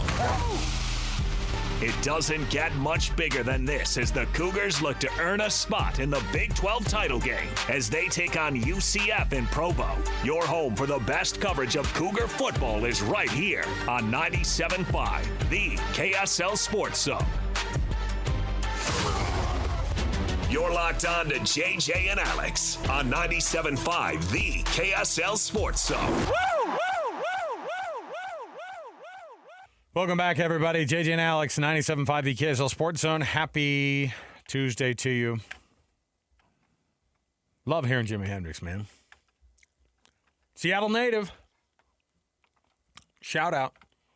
So Hendrix and Kurt Cobain,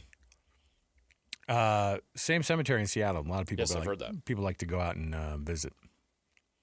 That was like in high school, I think we went, and then you're like, wow, here we are. All right, see you guys. Yeah, kind of weird, right? Well, then you're sitting there and you're going, well, this is creepy. Cemetery. Well, and you're also like these guys, wow, what beaming examples these humans were before they left this life too early. How many Seattle frontmen have we lost? A lot. It's kind of sad.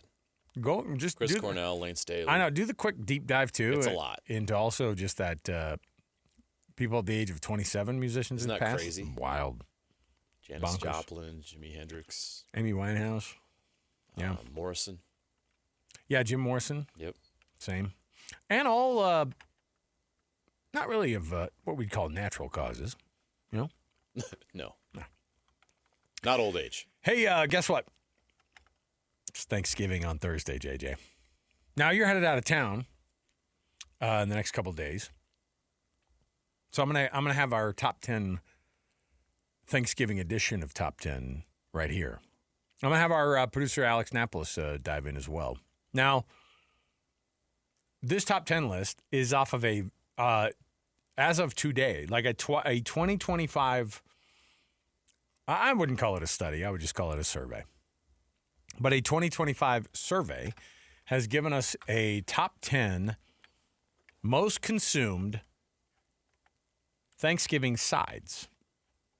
I don't know if that's per pound or how we do it, but I will say this. Extra points if you can get the order of where they're at here. So, but again, we're just going with the top 10.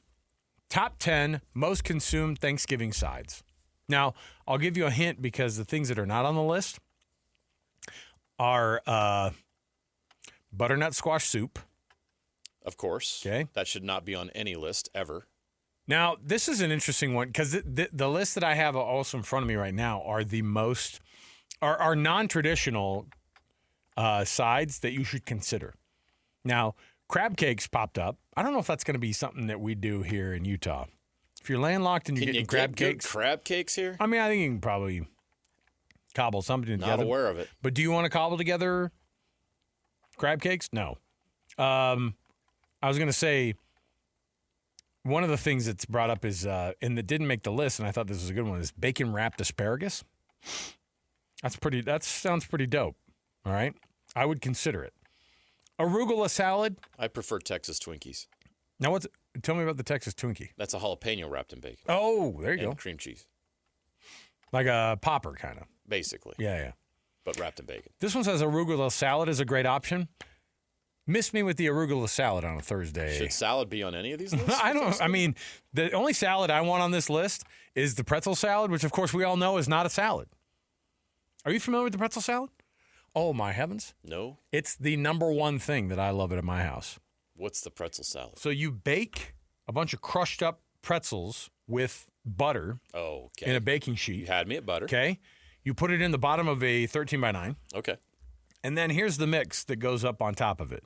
It's a cream cheese and whipped cream mix that you put over the top of that.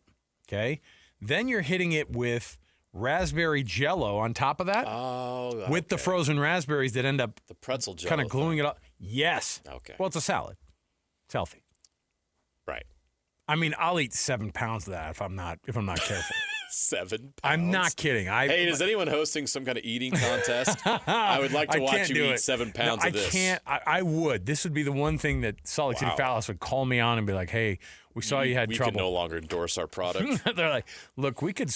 We're ending our relationship with you. We had some version. 7 pounds of this. I know. We had some version of like of the bat signal, but it was just your A1C level that was just blasted onto the side of a mountain.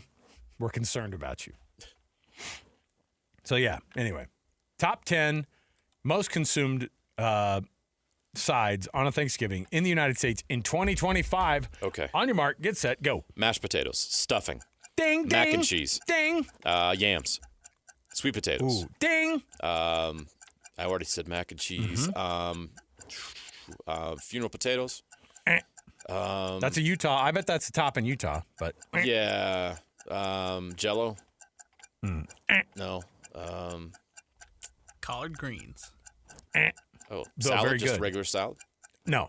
No salad. Okay. Potato salad. No? All right. Oh, gosh. What's left? Gosh, have you ever had Thanksgiving in the United States Pie? of America? That's not a side. Green bean salad. Hold on. Ding. Okay. Well, casserole. We call it a casserole. But green bean casserole. Yeah. Okay. You got it. Regular casserole. Just regular? Just a casserole. What's it made out of? I don't know. Just water? Marshmallows? Water and casserole? What else do you eat on Thanksgiving? Napolis, you guys are the worst. I said stuffing. I said mashed potatoes. I guess those are the only ones you need. There you go. All right. So number one. Fill in the gaps for me. What did I miss? So for the first time in 10 years, stuffing has eclipsed mashed potatoes for the number one. Okay. Yeah, that makes sense. I don't hate it. My father-in-law's stuffing is actually my favorite stuffing that we get. He does like a sage sausage situation. Ooh, yeah, you got put sausage in there for sure. So stuffing, mashed potatoes, sweet potatoes. Yep, got that. Mac and cheese. Yes, got that. Green bean. Got that. Cranberry sauce. Oh, that's a side? I know. I thought the same Isn't that thing. what you put on your I thought the same thing. stuffing? I think it's just by per poundage that we consume it.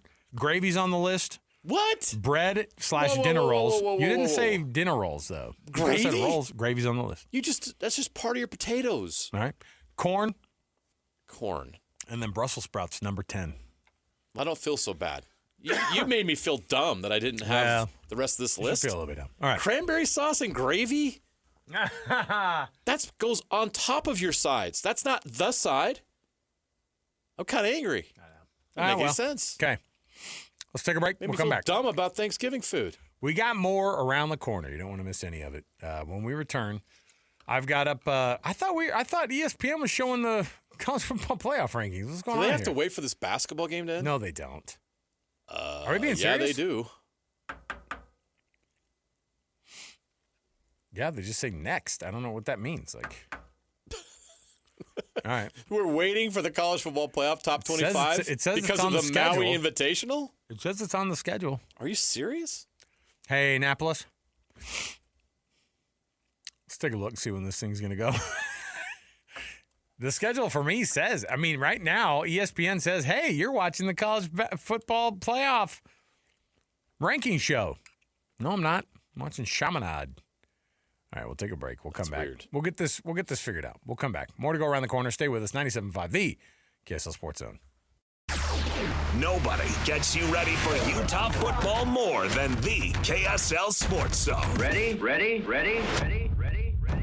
The regular season comes to an end for Kyle Whittingham and the Utes as they hit the road for a battle against Kansas. Your home for the best coverage of Utah football is right here on 97.5, the KSL Sports Zone.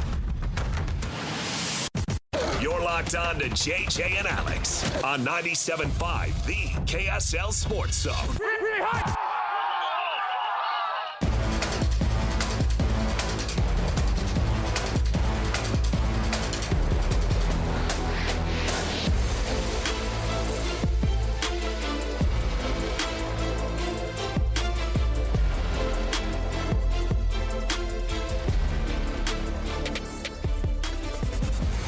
Welcome back, everybody. JJ and Alex, 97.5 the KSL Sports Zone. Just waiting patiently over here for this riveting basketball game.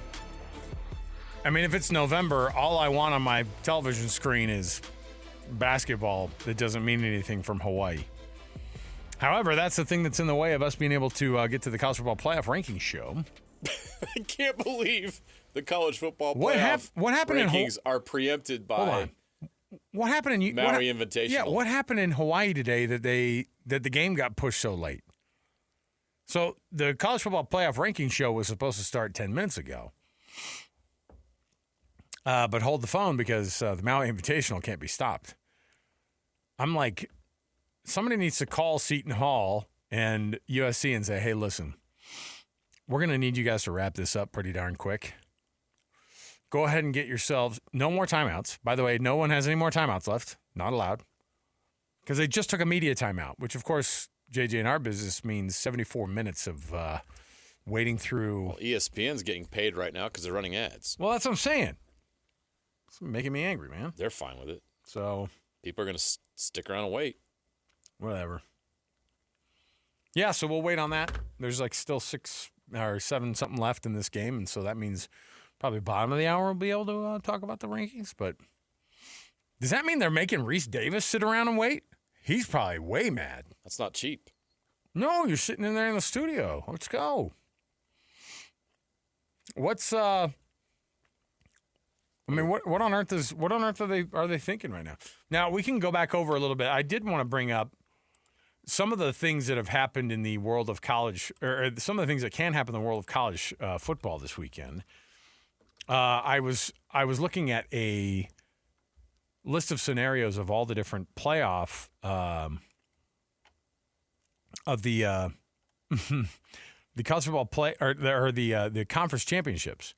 This next week, it gets actually quite insane because over the next little bit, you're going to be able to see quite a few of these teams that everybody's just throwing in automatically into the college football playoff discussion. There's still so much left to be played. The question is how much of championship weekend should weigh on a team being eliminated or a team being, vaulted forward? Should you be rewarded for going to the college or to your own college, your conference championship game? The thing is that you played to get to that spot, and you actually could get dinged down the line further than a team that didn't make the conference championship game. And I'm looking at Miami here as the biggest example because ESPN and other ranking services are throwing Miami ahead of Utah, or all sorts of other teams that you look at, you go, now hold on a minute. The chance that they have a higher, I'm not kidding when I tell you this, they have a higher probability, a percent chance of making it into the college football playoff than they do to get into the ACC championship game. That's pretty wild. Something's wrong. Yeah, for sure. And people love Miami because of their win over Notre Dame, but they don't recognize the fact that a 2-loss Miami team, and their 2 losses, by the way, have come in the last 6 weeks. Against teams that aren't ranked currently. Yeah, but SMU, they could be getting into the college football playoff. Yeah, the team that lost to Baylor and TCU. But you see, but also have 3 losses on the year. Like SMU has 3 losses. If a 3-loss SMU team wins the ACC championship game, and they get in over a 3-loss UVA team, because that's what it would look like. Because if those teams both win this weekend, which they're likely going to, it's going to be a matchup between UVA and SMU. Right? Yeah. And if you beat UVA, they'll have 3 losses. Okay, out. But if they beat UVA, a 3-loss SMU team will be in the college football playoff. And they're just excited to make sure that you know that they need to also put Miami in this conversation, which they should not. They should not be in this conversation. And I just wonder if it's one of these things that just ends up getting decided by these invisible powers that be. But I think the reality is that it's just another indicator as to, and I think it was made, we have that clip. I want to hear that clip again, Napolis, of SVP and Stanford Steve. I think this is a perfect encapsulation of what the conversations are likely going like in the college football playoff ranking room, albeit a little less cheerleadery. But I do think that ultimately they have these conversations about who should be in and who should be out. And some of it isn't always about which team is better or which team even has the better resume. It's about who's going to be better television that they can get away with putting in there. And I think when you hear this conversation between those two about this very topic, here's what they say about Utah and Miami head-to-head on who should be where in the rankings. And Utah is ahead of Miami, but that could change tonight. Utah's only top 25 win is against Arizona State without Sam Levitt. That's it. And they got obliterated by Texas Tech. Miami doesn't have a bad loss like that. I get it. They lost to Louisville by 3 and Beck threw a bunch of picks. And they lost to SMU, who, by the way, now is in overtime at their field. And now they got to get a chance to play in the playoff. Correct. But somehow that was a bad loss. I'm throwing up the U. I want them in just because I think they're talented. What if that's the 5-12, Miami at Eugene? Oh, buddy. Why are they so excited about that game, by the way? Why would Miami idea. go into Oregon be such a great game?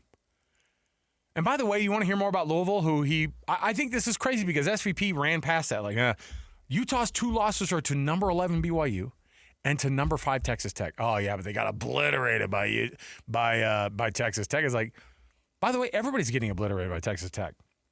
They win by an average of 36 points a game against everyone, okay?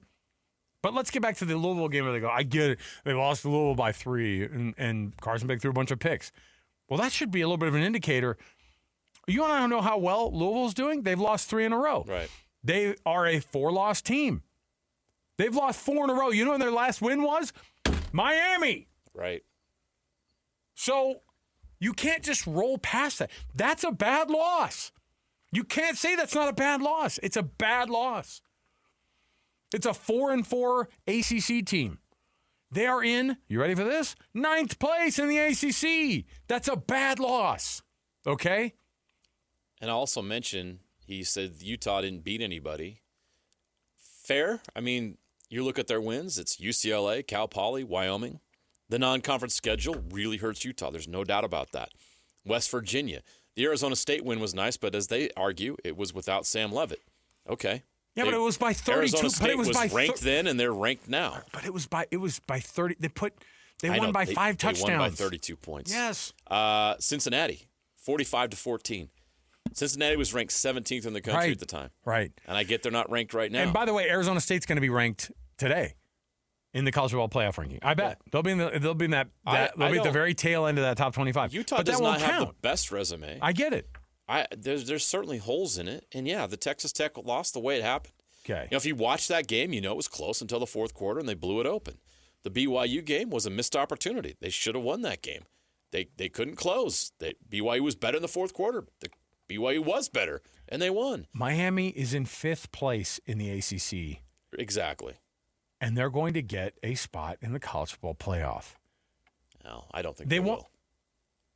JJ? I don't think – I think that this sucks because Utah's going to fall behind Miami. But unless absolute chaos happens in front, you think ultimately Miami's not getting in the top 10 because Miami's not going to have an opportunity to play another game to get into the top 10. It's more likely but teams will tumble out. Michigan would jump ahead with an Ohio State win. Could be the case. Who's tumbling, though? Who's tumbling? Yeah, I mean, here's what happens this weekend. Because that's what we can talk about right now. Texas and Texas who in the A&M. top 10 is tumbling with a loss coming up. So Notre Dame's not going to lose. Right. Alabama's not going to play in the SEC championship by most likely. Yeah, but if they lose, we're looking at probably Texas A&M, if they Georgia. lose to Auburn, which could happen, that could absolutely happen. Remember, Vanderbilt was Vanderbilt was not. They moved him ahead of Vanderbilt. So yeah, Miami. Okay, so Oregon plays Washington this weekend. Okay, right. Oregon could take their second loss of the year. Now, will that second loss blow up a lot of things? But will that second loss put them further back behind Alabama, BYU? Here's the crazy thing: that would probably number 7 Oregon losing their second game. The committee would find a way to put them. Are you ready for where they'd put them?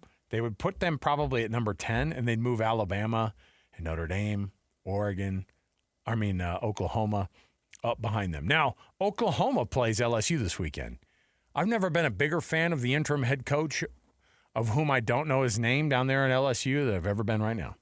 Because beating Oklahoma, that's the only shot you have. Stop it. Miss me with the, hey, Stanford played Cal tough last week. Miss me with all that. Happen. And I get it. Stanford's hosting Notre Dame. Notre Dame's the least likely to lose. Notre Dame is going to roll. Why? Because we've seen Stanford. And also on top of it, Notre Dame is playing really, really good football, but it doesn't matter because it's already the fix is in, right? There's a garbage schedule. And they've been beating everybody. They've been beating the doors off everybody. All right? So your chance to get in is Ole Miss losing to Mississippi State would actually probably tumble them further down. So you have a chance of 6, 7, and 8 who are playing relatively talented, rivalry type games. You could picture an upset in those 3 scenarios. Right. Ole Miss taking on Mississippi State, Oregon taking on Washington. Both of those games are on the road for both of those teams. All right. So that's a big deal. I think that's a huge deal. Oklahoma hosting LSU. That's tough. That's a tough putt for LSU. I don't know how much that team cares. Notre Dame gets a freebie against Stanford, and then Alabama could lose the Iron Bowl. Now, rivalry games are weird, and that one is one of them. So if Alabama loses, and then if Oregon loses, I think that you would have to put BYU to 10 and probably Oregon to 11. Now, after that, Oregon won't play in the Big Ten championship game. No. BYU will, and if they lose they will, if they beat UCF this weekend, then they will go to the Big Ten or the Big 12 championship game. And if they lose that Big 12 championship game, the committee can't wait to throw them 2 spots behind, throw them a bone and say, you're 11. Right. Congrats.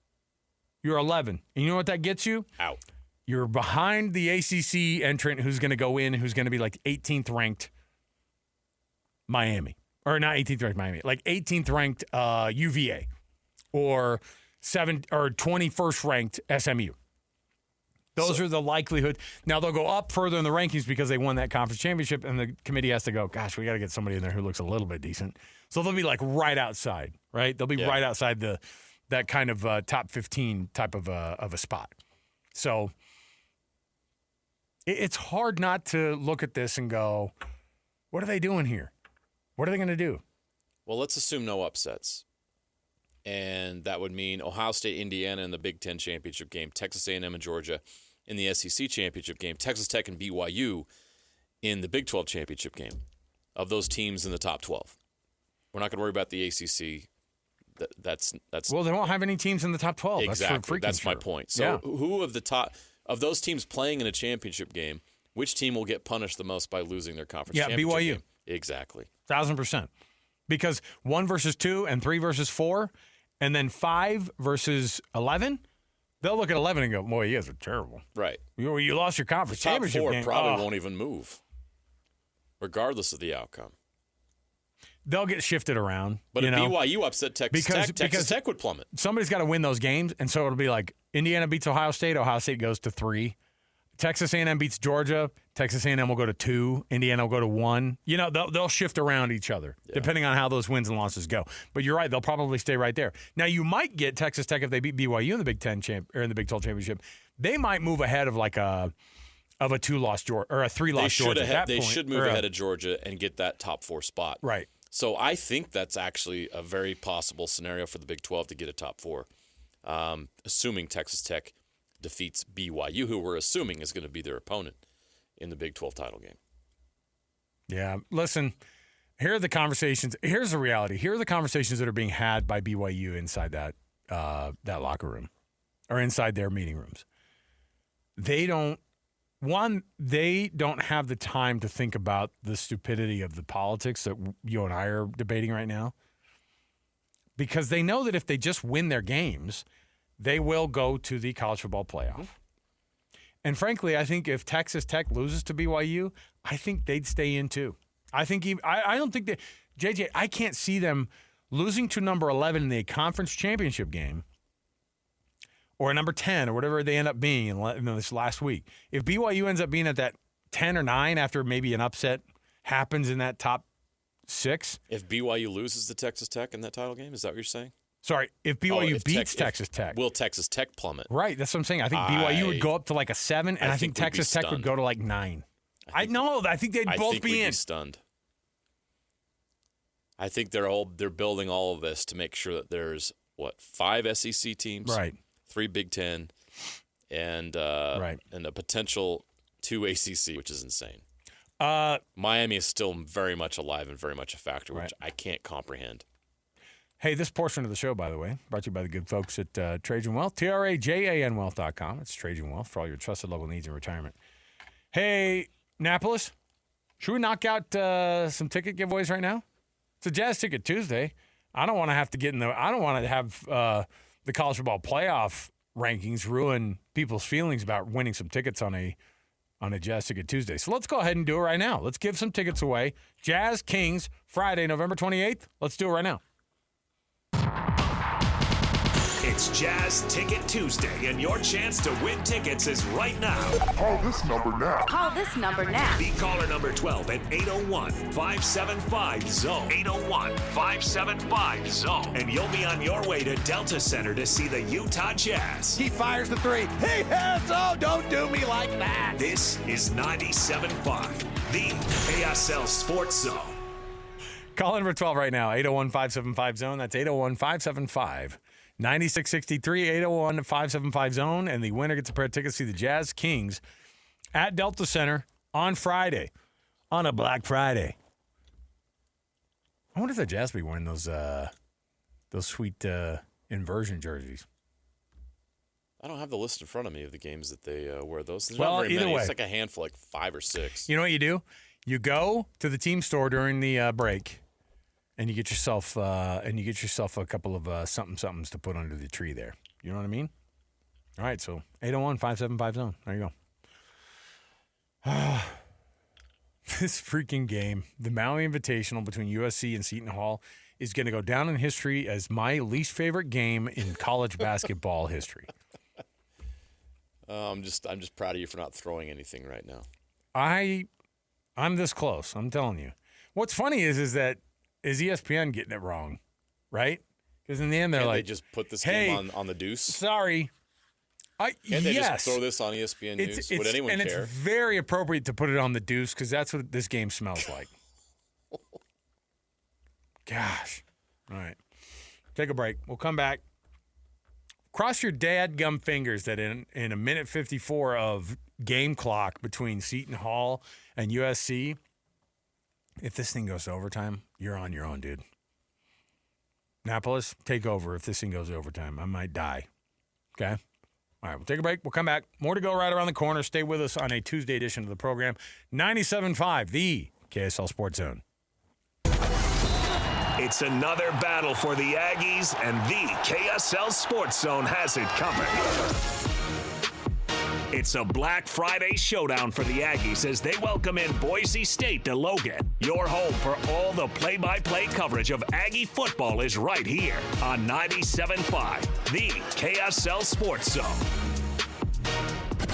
You're locked on to JJ and Alex on 97.5, the KSL Sports Zone.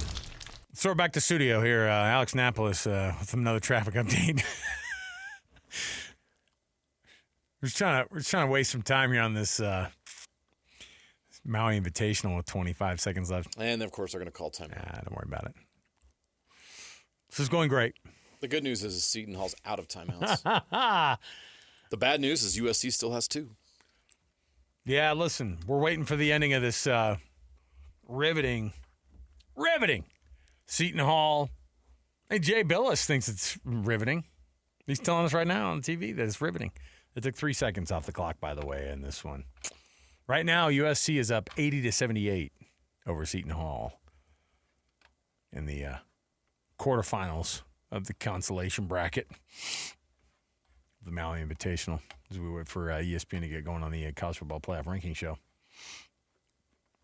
I'm just glad the committee had extra time to be able to polish their answers for how this thing's going to wind up, right? They're all. You got the committee chair back He goes, what am I supposed to do? He's like, brand new committee chair, right? He only had last week to do it. And then they go, oh, dude, this USC game, can we stretch it out somehow? Because I'm going to come up with a couple more like good one-liners to try to put Miami in front of Utah in front of Here's in the funny America. thing is there's really only one surprise or unknown 100%. spot. It matters to us. Does Miami jump in front of Utah? Right. Otherwise, the top 12 will stay the same. It's going to stay the same. So that's the only drama in the college football playoff rankings tonight, because I don't see potential for any other movement based on the results we saw over the weekend, besides Miami jumping Utah, or potentially Vanderbilt and Miami jumping Utah, which would be extremely frustrating for Utah fans listening to this right now. Yeah.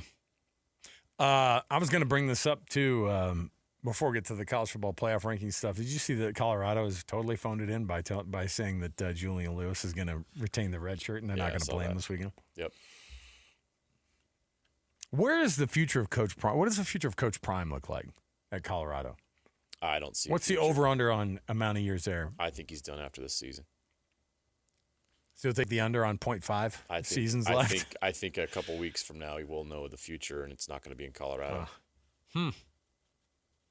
Well, interestingly enough, it's going to end up being one of those deals that I think it'll be terrible for Colorado, because they even said they're like, oh, we're not pushing him on anything. We're going to let him do what he wants, and we'll sign him up for as long as he wants. Yeah, he's earned that. 100%. I think last year was great, and I think he earned that. And, but I think it's less about what Colorado would want to do. I don't think Colorado would want to let him go. I don't know. I think that his draw or his purpose in coaching was to coach his son, which is admirable. Sure. And he explained why, because he saw guys that didn't know what they were doing coaching his son when he was younger. It's like, I'm not going to sit back and watch this. I'm going to coach him because I know what I'm doing. Right. But that time is done for him and Travis Hunter and that whole group that he was with. So what's left for him to do at Colorado? what is he able to do at Colorado, especially with his health? Does he keep concerns coaching right now? then, or do you think he's going to be like, look, I could see him just stepping back and the health doing stuff a little is, bit of media stuff here and there, and then calling it good. Right. He has like his own show or something he was doing or working on. I think if I was a dad, my son's in the NFL, I want to go watch Shedeur play football. And right now he's got a chance to become the future quarterback of the Cleveland Browns, and that's what I would do. I don't know if I want to stick around and have to deal with the challenges on top of my health while my son's playing NFL games every Sunday. You have to be all in as a college football head coach. I mean, all in. It is not an easy gig, and it takes everything you got. And if you're 1 foot in, 1 foot out, that's not fair to the university. It's not fair to the young men that you've recruited there and are committed to. So I could see him stepping away after this season. Well, certainly it's going to be interesting. I mean, it'll be a bummer for Colorado too, because as soon as they make that headway, like if you're Juju Lewis, do you stay at Colorado? No, absolutely not. You're going to go catch $1 million somewhere else, right? And he'll be able to do that, right? And especially once Coach Prime leaves, because then he would have that window open immediately.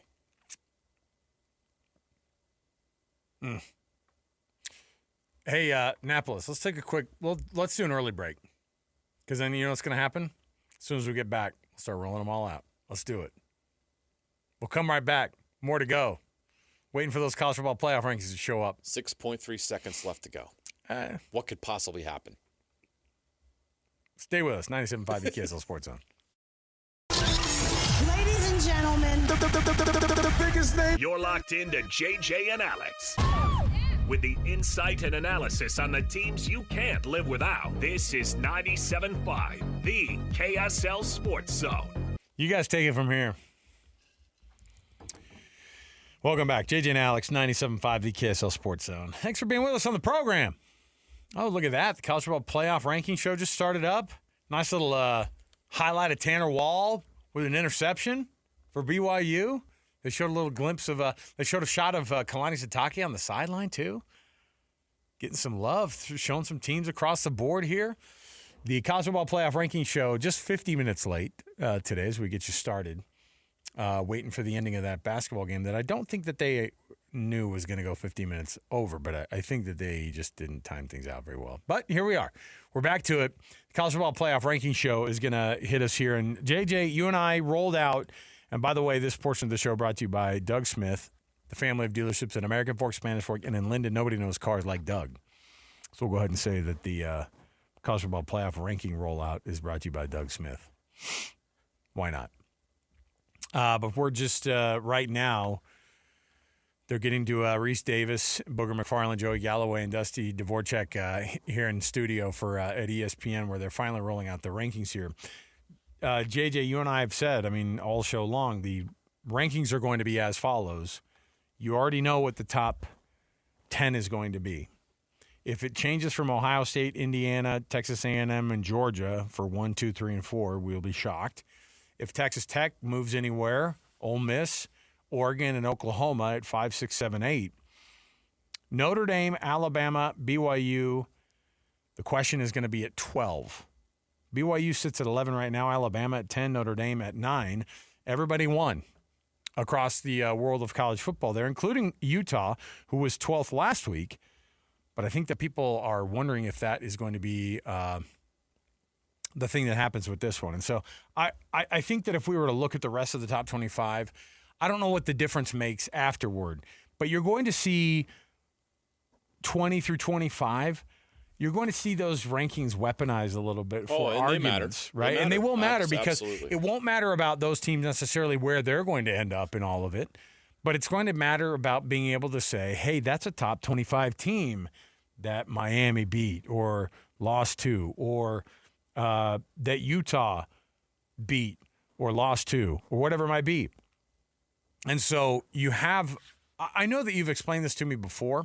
There you go. As we have the top 20 – the first 5 through – Oh, look at SMU vault up to 21. Shocker. Oh, wow. They went Pittsburgh. Not ranked to vaulting ahead of – okay, so Arizona 25, Tulane 24, What was that? What was the? They're showing a bunch of highlights of Tulane right now. Arizona in the top 25 is good news for BYU. Yeah, so Arizona at 21. At 22, and then 21 and 20. Or excuse me, Arizona's 20. at 25. So Arizona's 25.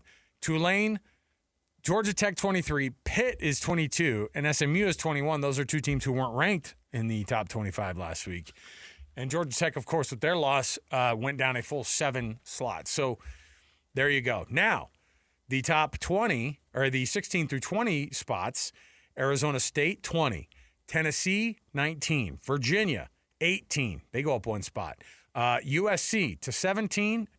And then, that last one, I just missed it. Texas at 16. Texas at Texas ahead of. moved up 1 spot. Texas got ahead of USC also, which is interesting. But right? guess who moved up ahead of Texas? Well, if Texas is right there, that means that Michigan is going to be the ahead. top 15. Now, you saw Arizona State moved all the way up to 20. That's good for actually Utah. very interesting because you saw Arizona get into the top 25, but Arizona State got launched all the way up to 20. That's big for Utah, who can now say, hey, they lost to a top 20 team in the college football playoff Here we rankings. go. Now, number 15 is Michigan at 9-2. They go up 3 spots. We were wondering what that was going to look like. Of course, as you look at this thing roll out, the biggest changes are going to be at 14, 13, 12, and I think that's probably where the biggest changes are going to be. But Michigan, is that a shock to you that Michigan moved up to 15 on this one? It's always nice to be able to have. Show, yeah. You knew there was going to be a nice way to be able to 2 things: bump up the big game, of course, for this weekend, to have Michigan at 15, playing number 1 Ohio State. But again, Michigan's 9-2, and they've only lost 1 in conference play. And you could talk about whether or not their schedule is, quote unquote, tough enough or not. But I think it's a big deal to be able to have them right there. Next up, Vanderbilt did not jump ahead of Utah. That's good news. Vanderbilt at 14, 9-2. That was JJ's guess, was that Vanderbilt might move up. That's why I was like, let's hold off for 1 more week until they decide what this thing looks like. But Vanderbilt beat a really bad Kentucky team. And Diego Pavia, the thing that's good for the look of Vanderbilt is, there's the decider. Utah does indeed fall to 13. They have taken a step back after what I would assume I think is going to be the committee explaining why Miami is at 12, which is exactly where they are. Miami is number 12 now in the college football playoff ranking. Utah 13. And I think that's going to be the only change. We wondered if that was going to be the place. We wondered if that was going to be the case, and I wondered if this was going to be enough for Utah to be able to stay in there with that win. It's just not enough to win anymore, especially if you're going to be up against a brand like Miami. Obviously, that's going to be the one that people look at and say, okay. And now they're showing highlights of Notre Dame losing to Miami. Of course. Just for good measure in the college football playoff rankings so we can see this thing go. And then I'm anticipating number 11 to flash up on the screen now. And we're waiting. But Utah 13, Miami 12, and it's official BYU is back at 11 again. So there are your 2 local teams. Utah goes down to 13. Miami has slotted themselves between BYU and Utah in that 12th spot. BYU maintains that spot at 11 now. I think the rest is probably elementary, JJ, but any shock there to see that one? I guess it shouldn't be shock at all, but no, I felt that Utah was going to get punished for the bad defensive performance and the close call against Kansas State. We mentioned that the metrics liked Utah because they were just absolutely boat racing everybody, and that came to a screeching halt on Saturday, and they had to play from behind, and we all know what happened, and the committee was not impressed by that poor defensive performance and especially coming at home. And so Utah takes a bit of a hit. And I got to be honest, it effectively, not completely, but effectively ends any shot of Utah's at-large hopes because they'd have to climb ahead of Miami at this point to get neither team spot. And neither team's going to be playing in a conference championship. Right. So Utah does not have the game on their schedule, assuming that things don't align, the stars don't align, and they get into that Big 12 championship game. Texas Tech has to lose this weekend. So let's be honest and let's be real. Texas Tech's not losing to West Virginia. So Utah's not going to get in the Big 12 championship game. And now Utah playing Kansas on the road, it's not going to be enough, even if they win like 52-10. Or maybe Miami, I don't know. Miami's got a game that they got to play against Pitt. How does Miami do against Pitt? Maybe that can flip, but ultimately what both Miami and Utah need is chaos in front of them. And we talked about the scenarios and the potential for chaos. Every chaos scenario feels like a stretch. Is Alabama going to lose to Auburn? Probably not. Is Notre Dame going to lose to Stanford? Probably not. Is Oregon going to lose to Washington? That's a possibility. It's tough on the road, but it's not likely. They're going to be favorites. It's an 8-3 Washington team in Seattle. Yeah. The death throes of teams like that in rivalry games like that, those things matter, and where they're being played matter. Okay, so let's say Alabama's 10. Here's the official. I'll roll out these rankings. You tell me. You give me these scenarios. Alabama's 10 again. Notre Dame's 9 again. Oklahoma's 8 again. We don't anticipate any changes the rest of the way because nothing happened over the weekend. So let's just say hold on a minute. Hold the phone. Yeah, as soon as I say that, Ole Miss drops a slot from 6 to 7 inexplicably. They had a bye, right? Yeah, they didn't play. Oh, well. The Lane Kiffin news, I think, is something. That's a story. You know what? That's interesting. Because Oregon moves into that spot at 6. Oregon is up to 6. You know what that means for Texas Tech? So Texas Tech will probably stay at that number 5 spot. Which is exactly where they want to be. So do you think that Ole Miss going down one spot is just based off of the weirdness that's surrounding the No, Ole there's Miss no program? other reason for that. Wow. Okay. Were they that impressed with Oregon's performance against USC? No. So anyway, back to my point real quick before we got to go. If just one of these things happens, let's say Oregon gets upset at Washington. Yeah. And they drop back. Guess who the first team in would be? It would be Miami, not Utah. That's why it's going to be so hard for Utah to break through here. And so the odds just aren't good. A team like Michigan has a better chance at 15 than Utah does at 12 or at 13 because they have a shot at Ohio State, and that could change everything for them. Well, so nothing has changed so far. Texas Tech 5, Georgia 4. Top 5 the same. Texas A&M 3, Indiana 2, and then the Ohio State is number 1. All right, there you go. There's your playoff rankings. We'll be able to chop it up a lot more tomorrow, of course, on a Wednesday edition of the program. All day long you'll be able to, by the way, BYU and Utah still the first and second teams out because Miami is now slotted in as the highest-ranked ACC team, despite the fact that they won't be in the college football playoff, or despite the fact they won't be in their conference championship game. They are right now the 12th seed in all of this. Aren't you excited about it? I mean, this is great. Isn't college football fun? All right, we'll take the break here for JJ, for Alex Napolis. We'll be right back around the corner with more. Stay here, 97.5 EKSL Sports Zone.